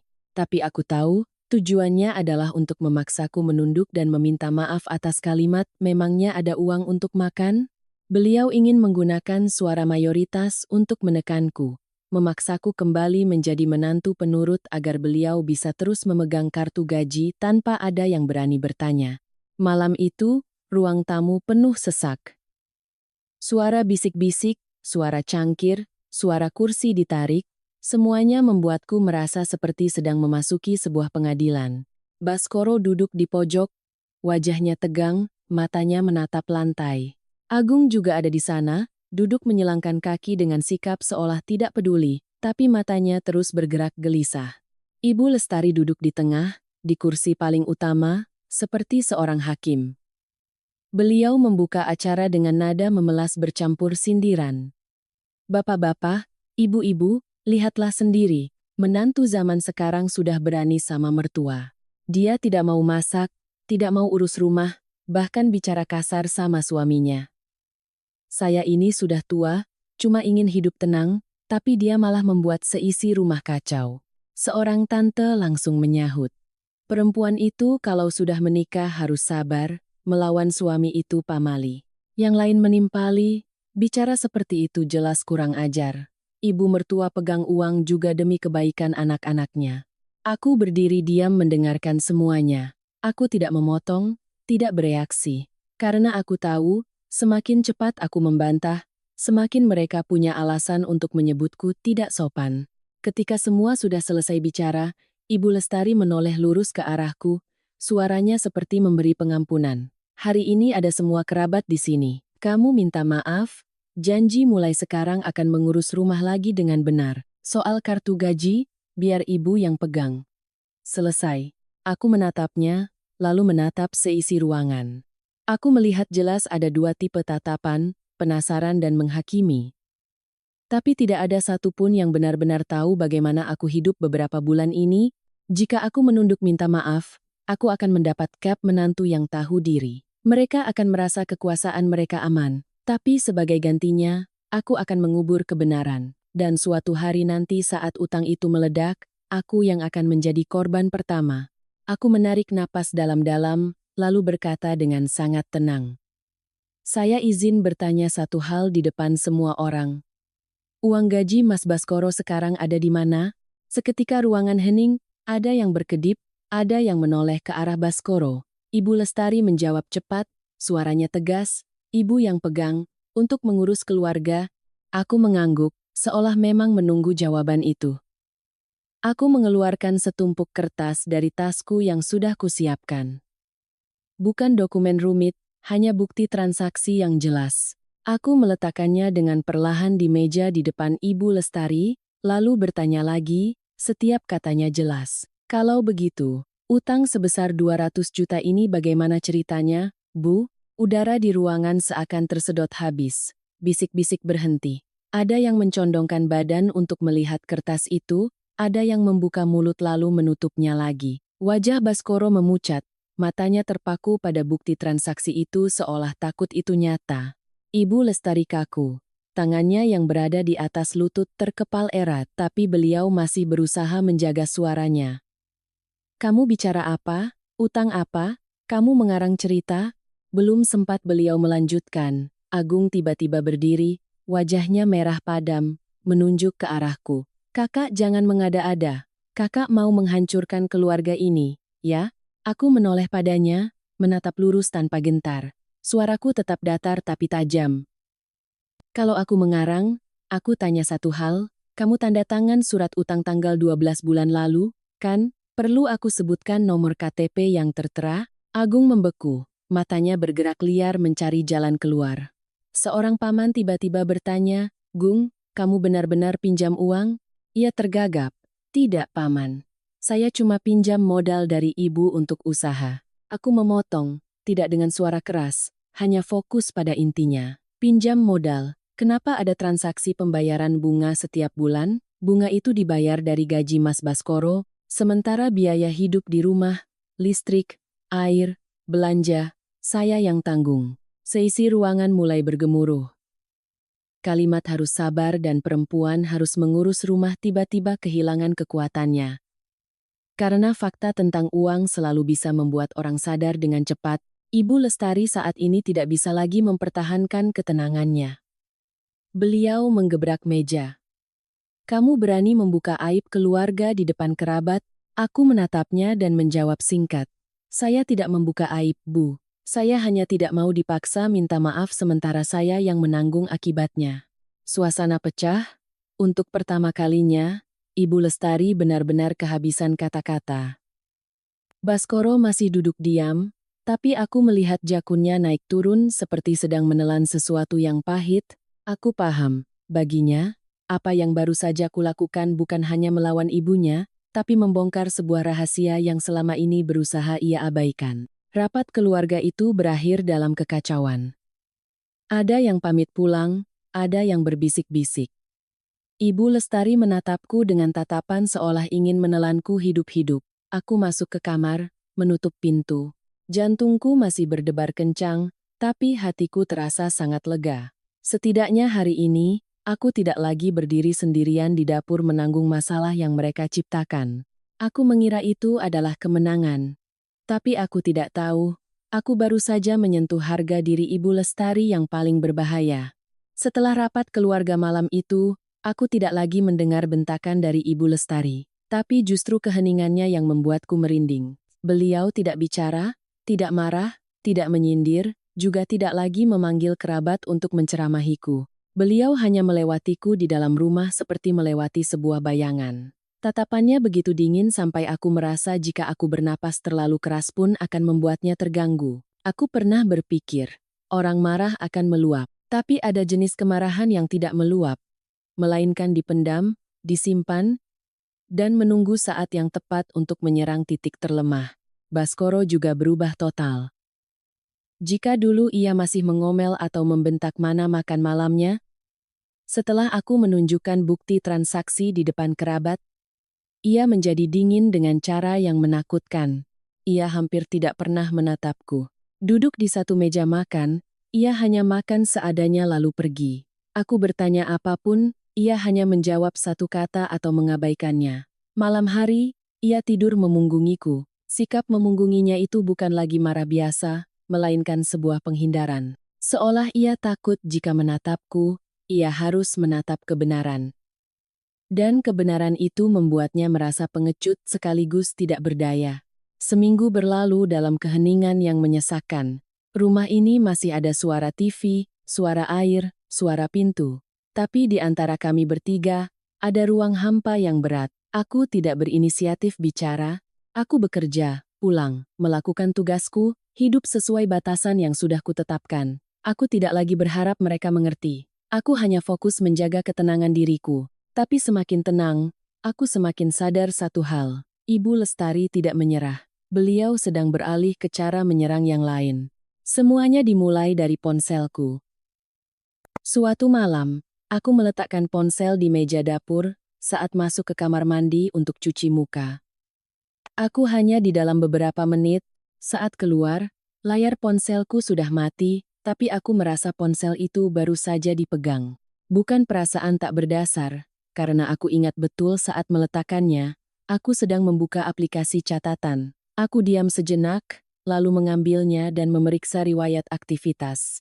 Tidak ada yang jelas, karena pelakunya pasti pintar. Mematikannya lalu meletakkannya kembali. Malam itu aku sengaja mengetes. Aku meletakkan ponsel di tempat yang sama, lalu pura-pura ke balkon mengambil jemuran. Aku kembali lebih cepat dari biasanya, dan aku melihat Baskoro sedang berdiri di dekat meja, tangannya baru saja ditarik, tatapannya kaget. Aku tidak bertanya ia sedang apa, karena aku tahu ia akan mengelak, bilang ia salah ambil. Aku hanya menatapnya, lurus sekali, cukup untuk membuatnya tahu bahwa aku melihatnya. Baskoro gugup, suaranya ketus untuk menutupi. Aku cuma lihat jam. Aku mengangguk, tidak berdebat. Aku hanya berpikir, ternyata mereka tidak lagi bermain dengan kata-kata, tapi dengan pengawasan. Lalu datang SMS dari nomor tak dikenal. Isinya hanya satu kalimat singkat, "Kamu pegang uang suami buat persiapan cerai, ya?" Aku membacanya dan hatiku tidak berdebar, hanya terasa dingin. Gaya bahasanya sangat kukenal. Persis seperti gaya Ibu Lestari, menuduh sambil memancing agar pembaca membuat kesimpulan sendiri. Aku tidak menjawab. Aku mengambil tangkapan layar, menyimpannya di folder khusus, lalu menghapus notifikasinya seolah tidak pernah ada. 2 hari kemudian, aku pulang kerja. Baru sampai di depan gerbang, aku mendengar dua tetangga sedang mengobrol. Mereka tidak tahu aku di belakang dan terus bicara. "Menantunya Bu Lestari itu galak ya.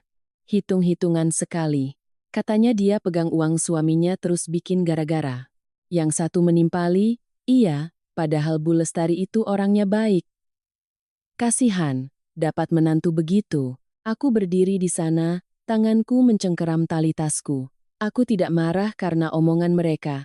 Aku hanya melihat dengan jelas sebuah jebakan. Jika aku keluar dan berdebat, mereka akan semakin punya bahan gosip. Jika aku diam, gosip itu akan menyebar. Ibu Lestari memilih cara yang tepat. Menyerang dari belakang. Merusak citraku di mata tetangga dan kerabat, agar aku terisolasi di tempat tinggalku sendiri. Sejak hari itu, kemanapun aku pergi, aku merasakan tatapan-tatapan aneh, ada yang melihat lalu membuang muka, ada yang tersenyum canggung, ada yang bertanya setengah bercanda, "Sudah tidak masak buat suami lagi?" Ya, aku hanya mengangguk dan menyapa. Tidak menjelaskan. Karena aku paham, menjelaskan gosip itu seperti menimba air dengan tangan, semakin ditimba semakin tumpah. Aku yakin dalangnya adalah Ibu Lestari. Beliau tidak lagi memarahiku secara langsung karena itu akan menunjukkan kesalahannya. Beliau beralih membangun citra. Beliau adalah ibu mertua baik hati yang teraniaya oleh menantu serakah. Sementara aku menjadi si menantu perhitungan yang kurang ajar. Itu adalah caranya merebut kembali posisi di atas angin tanpa harus berhadapan dengan bukti transaksi, dengan angka, dengan utang. Tapi anehnya, semakin dicemarkan nama baikku, aku semakin tenang. Tenang karena aku sudah paham permainannya, tenang karena aku tahu aku tidak bisa menang dengan terus berlari menjelaskan, dan tenang karena aku sudah mempersiapkan langkah berikutnya. Sebuah langkah yang tidak butuh klarifikasi, hanya butuh kebenaran berbicara sendiri. Malam itu, saat aku melewati ruang tamu, aku melihat Ibu Lestari duduk sendirian, memegang ponsel, matanya menatap ke arahku. Tatapan itu bukan lagi kemarahan yang meluap, itu adalah tatapan seseorang yang telah memutuskan untuk balas dendam dan sedang menunggu saat yang tepat. Setelah seminggu ditatap curiga dan digosipkan dari belakang, aku sadar aku tidak bisa hanya duduk diam berharap semuanya mereda. Semakin Ibu Lestari diam dan berlagak menjadi korban, semakin mudah gosip menyebar. Semakin Baskoro menghindar, semakin aku terpojok sendirian. Dan ketika seorang perempuan diisolasi di rumahnya sendiri, jika tidak bertindak lebih dulu, ia akan terdesak sampai tidak bisa lagi melawan. Aku tidak memilih berdebat dengan tetangga, apalagi pulang dan memaki ibu mertuaku. Aku memilih cara lain, langsung ke akar masalah. Jika memang ada utang, aku harus tahu utang di mana, bunganya berapa, dan risiko apa yang sedang menggantung di atas kepala kami. Aku butuh kebenaran yang begitu jelas sehingga tidak ada yang bisa menyangkalnya lagi. Hari itu, aku izin setengah hari dari kantor. Aku berpura-pura ada urusan pribadi, tidak bilang pada siapapun di rumah. Aku mengambil informasi seadanya yang kutemukan di bukti transaksi, lalu diam-diam menemui orang yang menerima pembayaran bunga itu. Tempat pertemuannya adalah sebuah warung kopi kecil di pinggir jalan, tidak mewah tapi cukup tertutup. Perempuan yang namanya kulihat di bukti transaksi datang lebih dulu, bersama seorang pria berwajah dingin. Tatapan mereka bukan tatapan ramah, tapi tatapan orang yang sedang bernegosiasi. Aku tidak basa-basi. Aku langsung berkata, "Saya dari keluarga Ibu Lestari. Saya ingin tahu detail pinjaman saat ini, bunganya berapa, dan apakah ada jaminan." Pria itu tertawa kecil, tawa yang meremehkan sekaligus waspada. "Kamu menantunya, mau bayar utangnya?" Aku menggeleng. Saya datang untuk tahu kebenarannya. Bayar atau tidak, itu urusan peminjam. Perempuan itu mencondongkan tubuhnya, lalu meletakkan setumpuk kertas di meja. Suaranya dingin. "Ibumu pinjam 200 juta. Bunga 15 juta sebulan. Bayar lancar aman, telat sehari bunga nambah." Aku mendengar angka 15 juta dan tanganku terasa dingin. Aku pernah mengira bunganya sekitar 10 juta, ternyata lebih tinggi. Artinya, meskipun Baskoro menyerahkan seluruh gajinya yang 25 juta, setelah dikurangi bunga, tidak tersisa banyak. Pantas saja biaya hidup, listrik, dan belanja sampai kolaps. Aku berusaha menjaga suara tetap tenang. "Apa jaminannya?" Pria itu tidak langsung menjawab. Ia menatapku sejenak, lalu mengeluarkan selembar kertas lain, menunjuk pada tulisan, "Jaminan hak guna bangunan dan aset" di atasnya. Aku melihat nama yang tertera di surat itu, jantungku berdebar kencang. Itu nama Ibu Lestari. Artinya rumah ini benar-benar telah digadaikan. Rumah yang selama ini selalu beliau banggakan sebagai rumah yang ibu bangun, kalian cuma numpang, sekarang menjadi pisau yang menggantung di atas kepala kami semua. Aku menelan ludah. Kalau tidak bisa bayar penuh, bagaimana? Pria itu mengetukkan jarinya ke meja, berkata tanpa emosi. "Bulan depan tidak lunas, kami sita rumahnya." Saat itu aku tidak lagi merasa marah. Aku merasakan ketakutan yang dingin menjalari punggungku. Bukan takut untuk Ibu Lestari, tapi takut untuk diriku sendiri.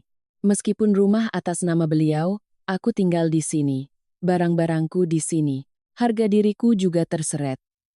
Aku sudah dicap sebagai menantu yang mogok, yang serakah. Sekarang jika rumah disita, aku akan semakin mudah dijadikan kambing hitam. Orang-orang akan berkata, gara-gara dia bikin masalah, rumahnya jadi disita. Aku berterima kasih lalu berdiri. Dalam perjalanan pulang, aku tidak memacu motor dengan kencang, tapi hatiku terasa seperti sedang berlari. Aku bertanya-tanya, seorang ibu yang bisa menggadaikan rumah, meminjam dari rentenir dengan bunga selangit, lalu masih bisa duduk dan menceramahi orang tentang menjadi perempuan yang baik, apalagi yang bisa ia lakukan? Aku teringat tatapannya beberapa hari terakhir, teringat SMS kaleng, teringat gosip tetangga. Semuanya menyatu menjadi sebuah gambaran utuh. Beliau bukan hanya ingin mempertahankan kekuasaan, beliau sedang berusaha menyelamatkan skema utangnya dengan melemparkan semua kesalahan padaku. Sesampainya di rumah, aku tidak berputar-putar, aku langsung masuk ke ruang tamu. Ibu Lestari sedang menonton TV. Melihatku, beliau hanya melirik sekilas lalu membuang muka. Aku berdiri di depannya, meletakkan tasku, dan mengucapkan satu kalimat, tapi jelas. "Bu, apa Ibu tahu kalau kita tidak bayar lunas, rumah ini akan disita?" Ibu Lestari kaget sejenak, lalu langsung memasang wajah marah yang sudah kukenal. "Kamu menakut-nakuti saya?" Aku menatapnya lurus, suaraku tenang hingga terasa dingin. "Tidak, Bu. Saya hanya mengatakan kebenaran. Dan mulai hari ini, saya tidak akan menanggung akibat perbuatan orang lain lagi." Ibu Lestari menggebrak sandaran sofa, menggeram. "Rumah ini bukan urusanmu." Aku tidak membantah, hanya berbalik pergi. Karena aku paham, berdebat lagi pun percuma. Orang seperti beliau, jika sudah terpojok, akan semakin nekat menarik apapun yang paling mudah untuk diseret jatuh bersamanya. Dan yang paling mudah diseret adalah menantunya. Malam itu, Aku masuk kamar, membuka lemari, merapikan dokumen-dokumen pribadiku, KTP, buku tabunganku sendiri, kontrak kerja, semua yang paling penting. Aku tidak berkemas dengan heboh, hanya bersiap untuk skenario terburuk. Aku berkata pada diri sendiri, jika rumah ini runtuh, aku harus punya jalan keluar. Bukan untuk lari dari suamiku, tapi untuk menyelamatkan diriku dari lubang yang bukan aku yang gali. Tapi tepat saat aku berpikir sudah memegang kendali, sebuah badai yang lebih besar datang begitu cepat, sampai aku tidak sempat bernapas. Dari luar gerbang, terdengar suara gedoran keras, diiringi suara pria yang sengaja berteriak agar seisi kompleks perumahan mendengar.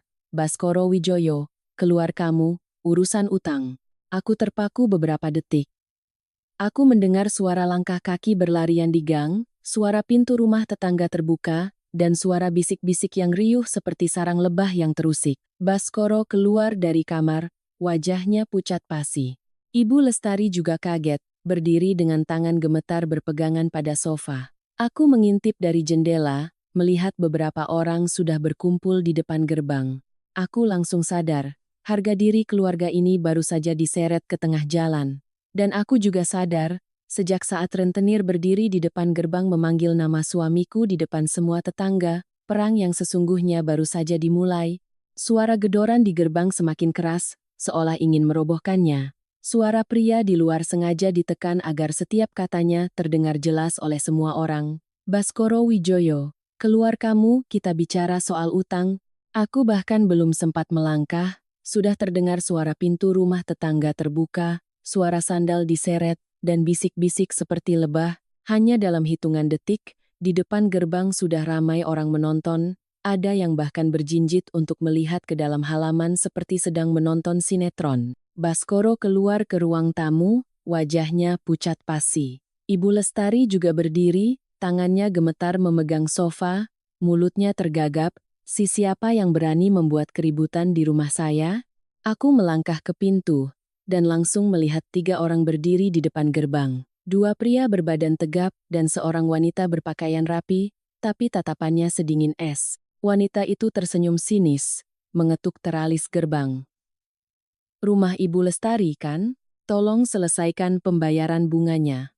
Ibu Lestari menarik gerbang, mencoba menutupnya sambil membentak. Siapa kalian? Beraninya bikin ribut? Ini rumah saya. Salah satu pria menahan gerbang dengan kakinya, suaranya santai. Rumah ibu, tapi suratnya ibu yang tanda tangan. Tenang saja, Bu. Wanita itu mengeluarkan setumpuk kertas dari tasnya, mengangkatnya di depan wajah Ibu Lestari, dan berkata dengan jelas, ini surat gadai rumahnya. Ibu yang tanda tangan, ibu yang cap jempol, bulan ini kurang 15 juta bunganya. Kerumunan di luar langsung riuh. Seorang ibu tetangga menutup mulutnya, matanya membelalak. Seorang bapak di belakang bahkan nyeletuk pelan tapi terdengar seperti jarum. Wah, digadaikan beneran ternyata. Baskoro menatap tumpukan kertas itu seolah itu adalah benda aneh yang jatuh dari langit. Ia menoleh tajam ke arah ibunya, suaranya serak. Bu, ibu bilang cuma pinjam sementara. Kenapa sampai gadai rumah? Wajah Ibu Lestari memucat sejenak, lalu ia langsung memasang nada yang sudah kukenal, berteriak sambil memutarbalikkan fakta. Ini semua gara-gara siapa? Gara-gara menantumu ini, dia yang bikin ibu malu sama tetangga. Sambil bicara, beliau menunjuk lurus ke arahku seolah mengarahkan pisau. Dia yang menghasut, dia yang mengorek-ngorek, dia yang menyuruh rentenir datang mempermalukan kita. Semua tetangga menoleh ke arahku. Ada yang penasaran, ada yang curiga, ada yang menatap seolah berkata, sudah kuduga. Baskoro juga menatapku, tapi tatapannya bukan untuk membela, melainkan untuk menyalahkan. Aku tidak langsung membantah. Aku melangkah maju mendekati gerbang, berdiri tegak, suaraku tenang tapi jelas. Saya hanya mau bertanya satu hal di depan semua orang. Gaji suami saya 25 juta sebulan diserahkan semua ke ibu. Kenapa masih kurang untuk bayar bunga? Pertanyaan itu membuat suasana hening sejenak. Pria yang berdiri di samping wanita rentenir itu tertawa terbahak-bahak. Tawa orang yang sudah terlalu sering mendengar alasan. Kurang dong, gajinya dipakai buat bayar bunga. Uang pokoknya. Dia kasih ke si Agung. Sekarang, Agungnya bawa kabur uang. Suasana meledak. Apa? Astaga, benar, kan, dugaanku, terdengar bersahutan.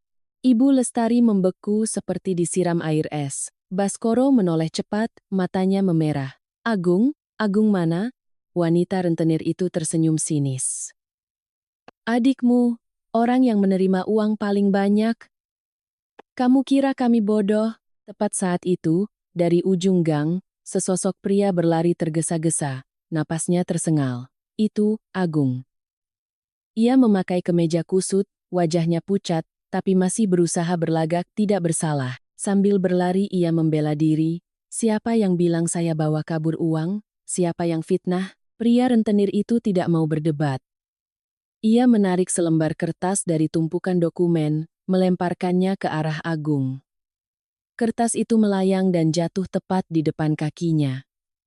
Bukti transfer ke rekeningmu. Masih mau mengelak? Agung membungkuk mengambilnya, tangannya gemetar. Ia meliriknya sekilas, lalu cepat-cepat mengangkat kepala dan mencoba tertawa. Ini ibu kasih saya modal usaha. Uang ibu saya. Apa urusannya sama kalian? Wanita itu melipat tangan, suaranya dingin. Ada urusannya. Uang itu uang pinjaman. Ibu Lestari pinjam untuk diberikan padamu. Kamu yang terima uangnya. Kamu yang tanggung jawab.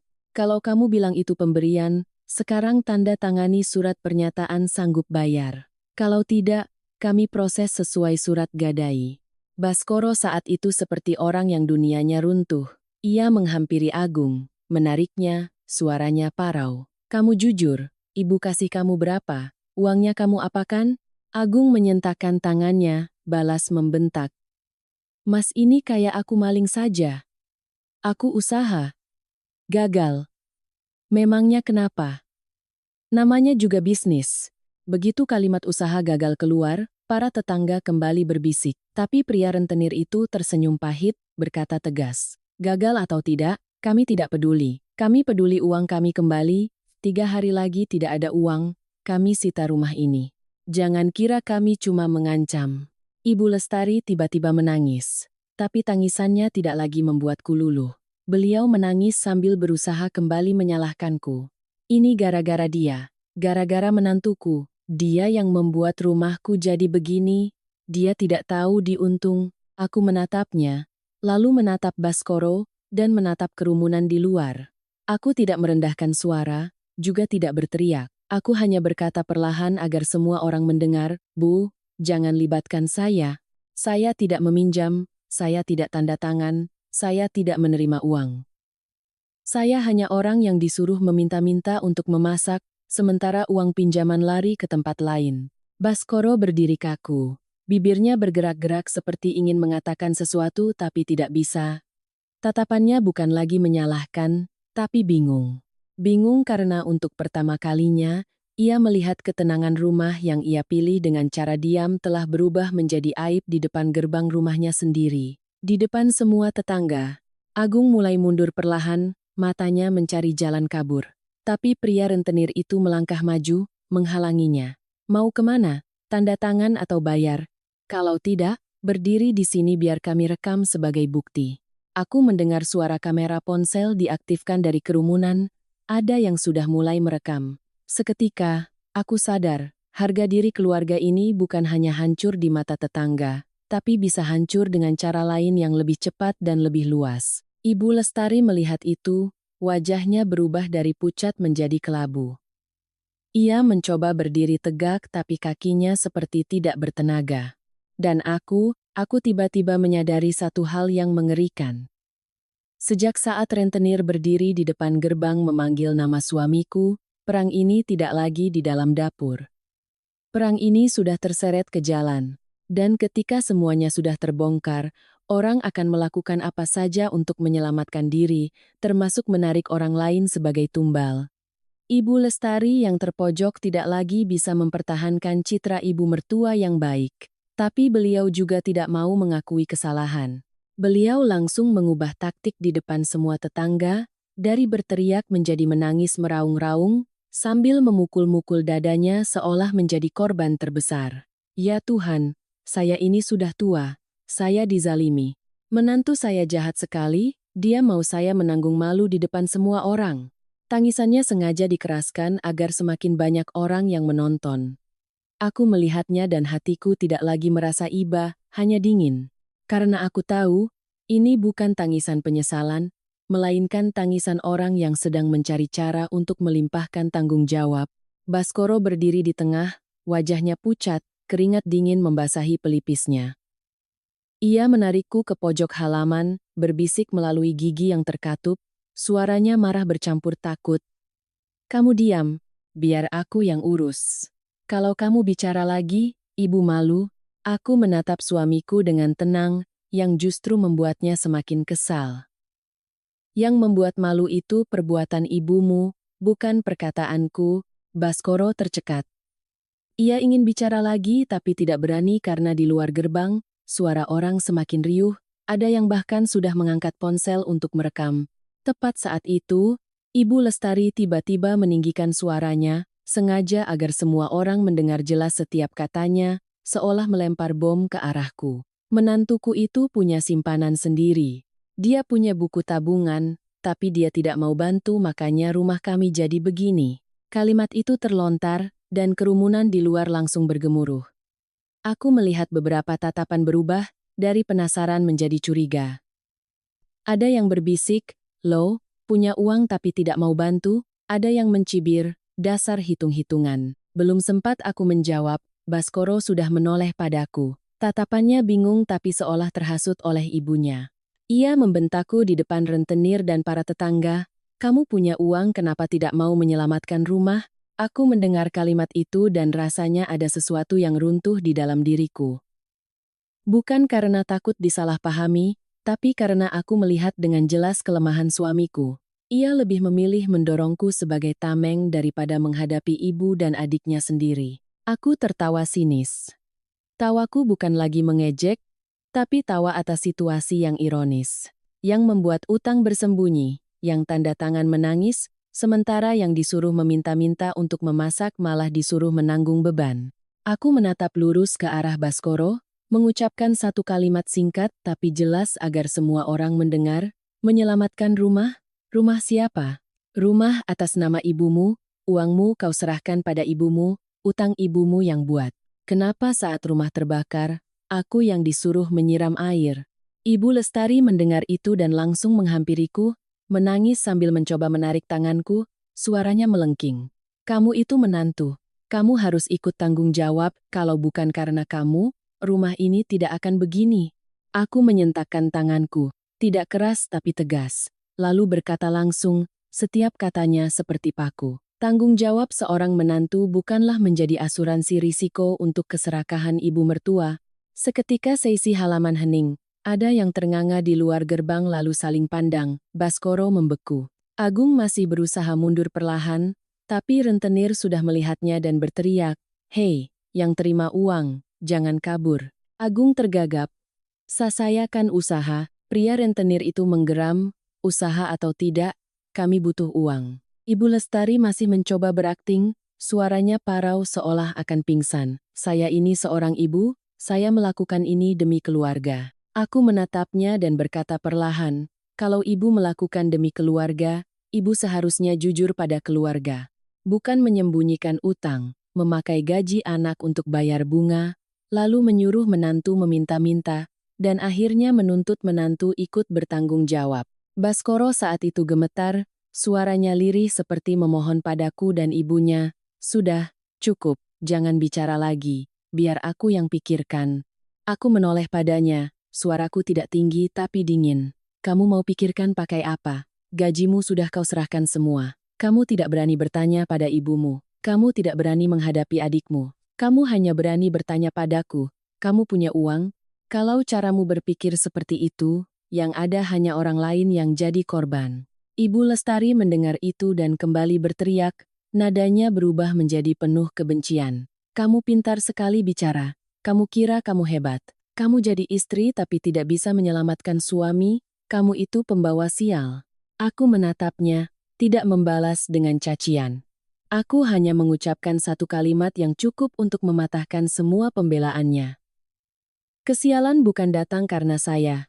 Kesialan datang sejak ibu menganggap anak laki-laki ibu sebagai mesin ATM. Tepat saat suasana tegang memuncak, wanita rentenir itu melangkah maju, suaranya tegas seperti keputusan final. Saya ulangi sekali lagi, 3 hari tidak ada uang, kami sita rumah ini, kami tidak peduli siapa yang benar siapa yang salah. Kalimat itu jatuh seperti palu godam. Ibu Lestari terdiam, matanya melotot. Baskoro tiba-tiba terduduk di teras, wajahnya pucat pasi. Dan aku melihat dengan jelas, semua ini sudah jauh melampaui pertengkaran keluarga.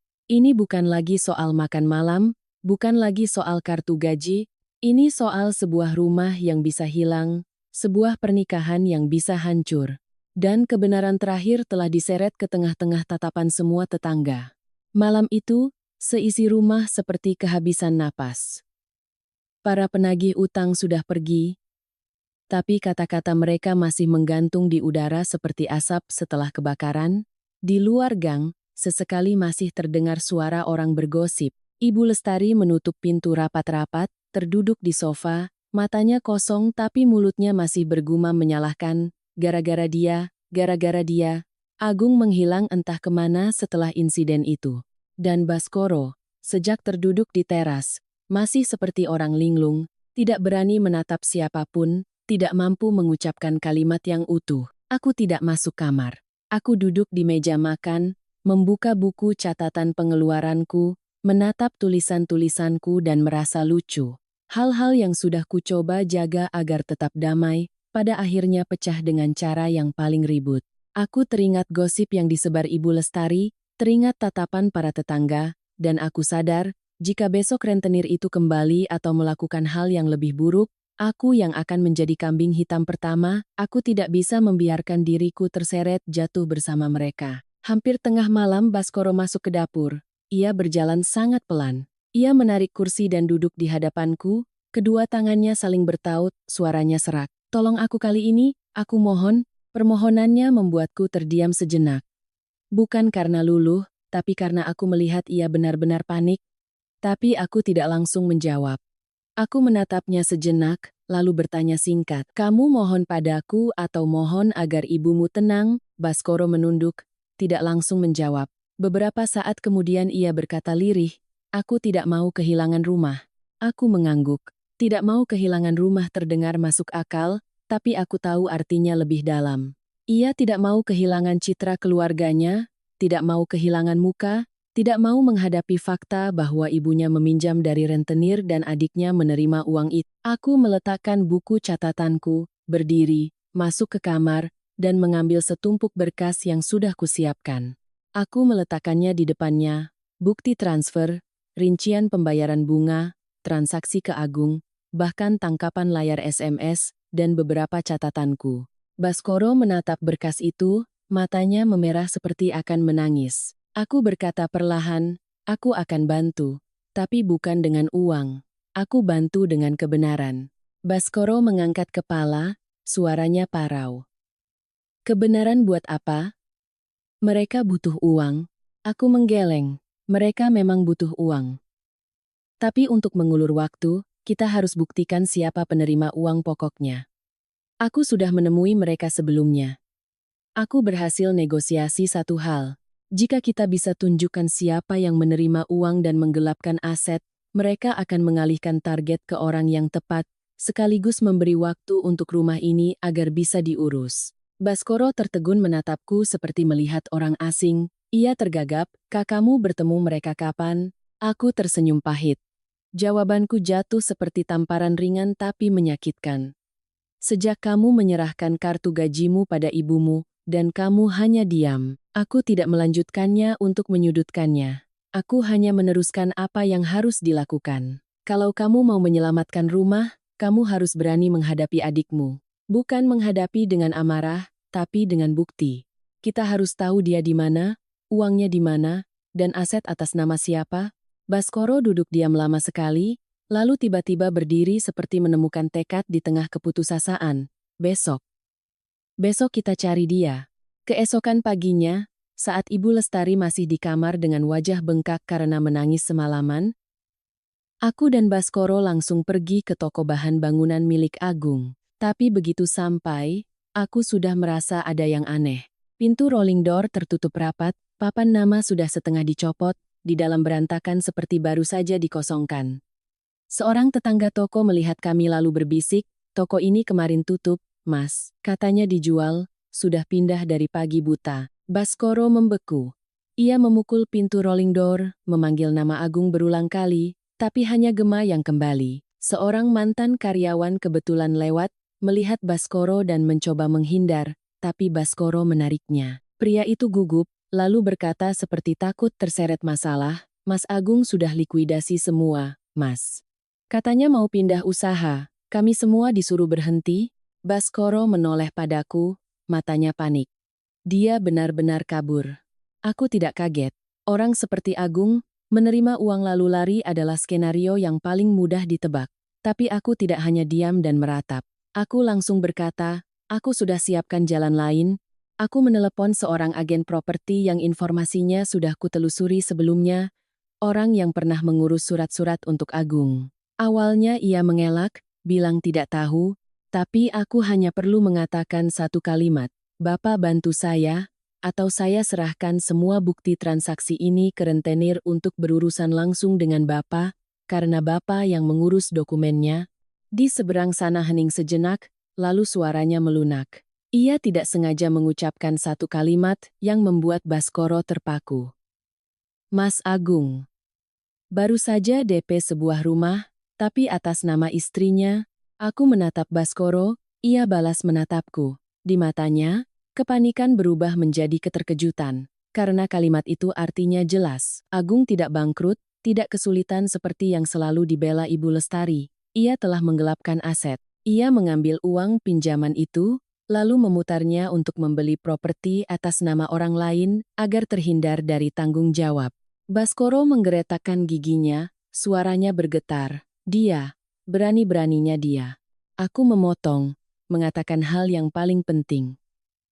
"Sekarang kamu paham, kalau kamu mau menyelamatkan rumah, kamu harus berani melawan adikmu. Kalau kamu masih mau damai, masih mau jangan dibesar-besarkan, silakan peluk ibumu dan hadapi sendiri. Aku tidak mau lagi jadi tumbal." Baskoro berdiri diam. Dan untuk pertama kalinya, aku melihat di matanya bukan lagi penghindaran, melainkan rasa malu yang sesungguhnya. Setelah tahu Agung telah mengalihkan aset ke nama istrinya, aku tidak lagi ragu. Aku sadar, jika terus membiarkan Ibu Lestari menutupi kebenaran, 3 hari lagi rumah ini tetap akan disita, dan saat semuanya runtuh, aku yang akan disalahkan. Baskoro juga tidak lagi menghindar. Matanya kini penuh rasa malu dan pahit, seperti orang yang baru sadar telah ditipu selama bertahun-tahun. Malam itu, Ibu Lestari kembali memanggil kerabat. Tujuannya masih sama, mencari solusi. Tapi aku tahu, solusi versinya adalah memaksaku berkorban. Menjual emas kawin, menarik tabungan, dan berdiri di depan untuk membayar utang demi menjaga muka ibu mertua dan menyelamatkan adik ipar. Beliau langsung berkata, nadanya seperti perintah. "Besok kalau rumah ini disita, seluruh keluarga malu. Kamu jual emas kawinmu. Harta yang dibawa ke rumah suami harus dipakai untuk menolong keluarga suami." Aku tidak lagi kaget. Aku hanya merasa lucu, karena sampai detik ini, kebiasaannya hanya satu, jika ada masalah, cari orang untuk menanggungnya. Aku setuju hadir, tapi bukan untuk minta maaf atau dikasihani. Aku datang untuk meletakkan kebenaran di atas meja untuk terakhir kalinya.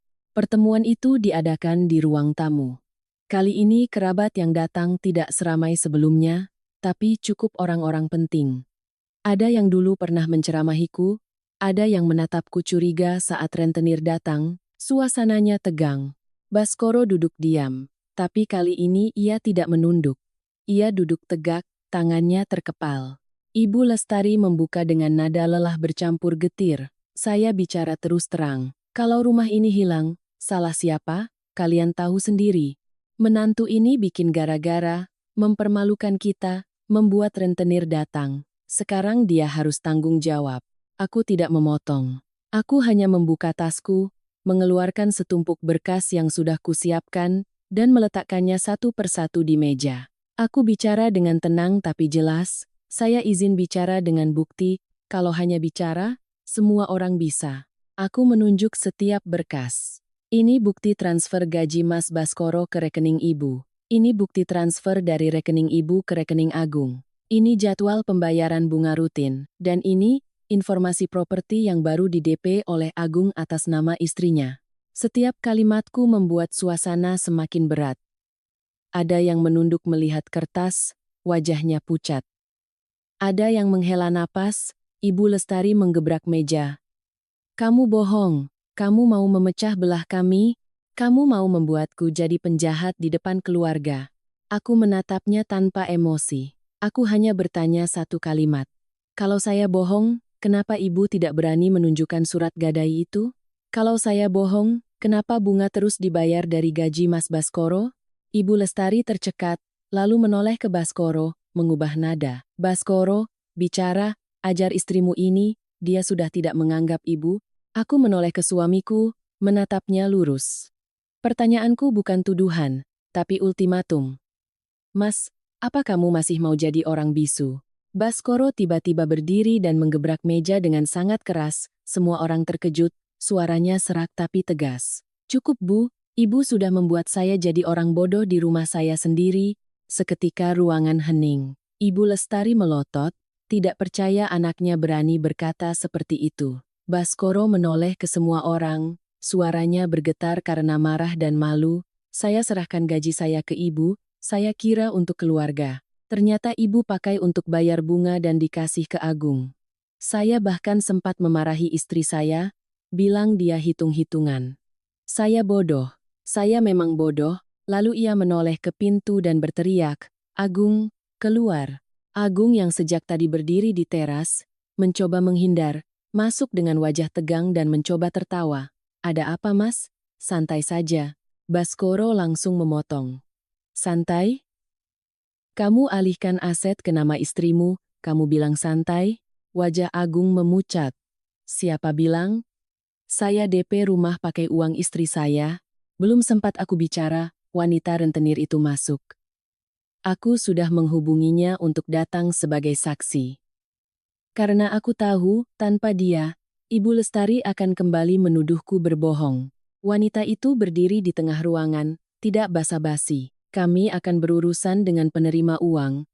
Siapa yang terima, dia yang bayar. Agung menerima sebagian besar uang pokok, kami punya semua buktinya. Para kerabat pucat. Seorang paman yang dulu menceramahiku menoleh ke Ibu Lestari, suaranya berat. Ba, perbuatanmu ini menyeret semua orang ke jurang. Kamu masih menyuruh menantumu jual emas kawin? Ibu Lestari terduduk lemas di kursi, wajahnya putih, tapi beliau masih mencoba menyelamatkan diri. Ini gara-gara menantu ini pembawa sial. Sejak dia datang, rumah ini jadi kacau. Aku menatapnya, tidak membalas dengan cacian. Aku hanya mengucapkan satu kalimat untuk mengakhiri semua pembelaannya. Kesialan di rumah ini bukan datang karena saya, Bu, tapi datang sejak Ibu menganggap anak laki-laki Ibu sebagai mesin ATM. Tidak ada lagi yang bisa berkata-kata. Kebenaran sudah terhampar di atas meja, di depan semua orang, di depan penagih utang. Dan untuk pertama kalinya, aku melihat Ibu Lestari tidak lagi punya tempat untuk bersembunyi di balik kata demi keluarga. Setelah pertemuan malam itu, semuanya tidak bisa kembali seperti semula. Kebenaran telah terungkap, bukan dengan kata-kata, tapi dengan bukti, angka, dan transaksi yang tak terbantahkan. Para penagih utang tidak lagi mengincarku. Mereka mengalihkan fokus sepenuhnya pada Agung. Ketika aliran dana sudah terbukti, penerima uang tidak bisa lagi bersembunyi di balik alasan usaha gagal. Mereka memberikan kelonggaran untuk rumah, dengan syarat proses hukum terhadap penerima uang harus berjalan. Beberapa hari kemudian, Agung tidak lagi muncul di rumah. Kudengar ia terseret kasus perdata. Istrinya, yang namanya tertera di properti baru itu, ikut terseret karena aset itu terindikasi hasil penggelapan. Pria yang dulu bangga sebagai pengusaha besar, kini harus bolak-balik antara pengadilan dan pengacara. Aku tidak merasa senang, aku hanya melihat satu hal yang jelas. Setiap keputusan yang salah ada harganya, cepat atau lambat. Ibu Lestari benar-benar jatuh. Tidak ada lagi suara melengkingnya, tidak ada lagi tatapan tajamnya yang berkuasa. Beliau hanya duduk termenung di sofa, menatap keluar seperti orang kehilangan arah. Pernah sekali aku melihatnya memegang kartu ATM Baskoro, tangannya gemetar. Tapi anehnya, kejatuhannya tidak lagi membuatku luluh. Aku tidak senang melihatnya begitu, tapi aku juga tidak lagi merasa punya kewajiban untuk menghiburnya. Aku hanya merasa lelah. Lelah karena berbulan-bulan mencoba menjaga keutuhan rumah yang fondasinya sudah lama retak. Suatu malam, saat hanya ada kami berdua di rumah, Baskoro duduk di hadapanku. Tidak ada lagi nada ketus atau penghindaran. Ia meletakkan kartu ATM gajinya di meja, mendorongnya ke arahku, suaranya dalam, "Mulai sekarang, kamu yang pegang. Kita bisa kembali seperti dulu." Aku menatap kartu itu. Benda yang dulu kupegang dengan penuh percaya, lalu hilang dengan rasa kecewa. Kini ada di hadapanku sebagai sebuah permintaan maaf. Tapi aku tidak mengulurkan tangan. Aku hanya berkata pelan, "Aku tidak butuh kartu gajinya lagi, Mas. Aku butuh suami yang berani membela kebenaran." Baskoro terdiam lama. Ia menunduk, kedua tangannya terkepal. Aku tahu ia menyesal, tapi penyesalan tidak cukup untuk memperbaiki segalanya. Aku melanjutkan, "Aku tidak takut miskin. Aku hanya takut hidup selamanya tanpa dihargai." Aku memberinya pilihan yang jelas. Kita pindah dari sini. Keuangan transparan, batasan jelas. Atau, kita berhenti di sini. Bukan aku ingin mendorongnya ke jurang. Aku hanya tidak bisa lagi hidup di rumah di mana setiap keputusanku dicurigai, di mana aku harus meminta uang untuk memasak, dan bisa dijadikan tumbal kapan saja.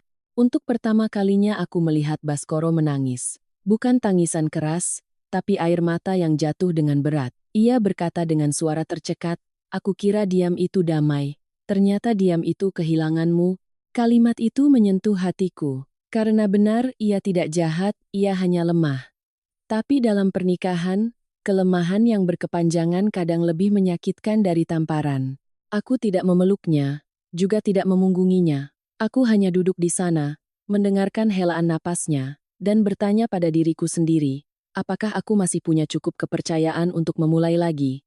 Akhirnya, aku memilih untuk pergi lebih dulu, bukan langsung bercerai, bukan juga lari karena marah. Aku menyewa sebuah apartemen kecil di dekat kantorku. Aku pindah dalam diam, hanya membawa pakaian, dokumen, dan barang-barang pribadiku. Hari aku menyeret koper keluar dari gerbang, Ibu Lestari tidak berkata apa-apa. Beliau hanya menatapku lama.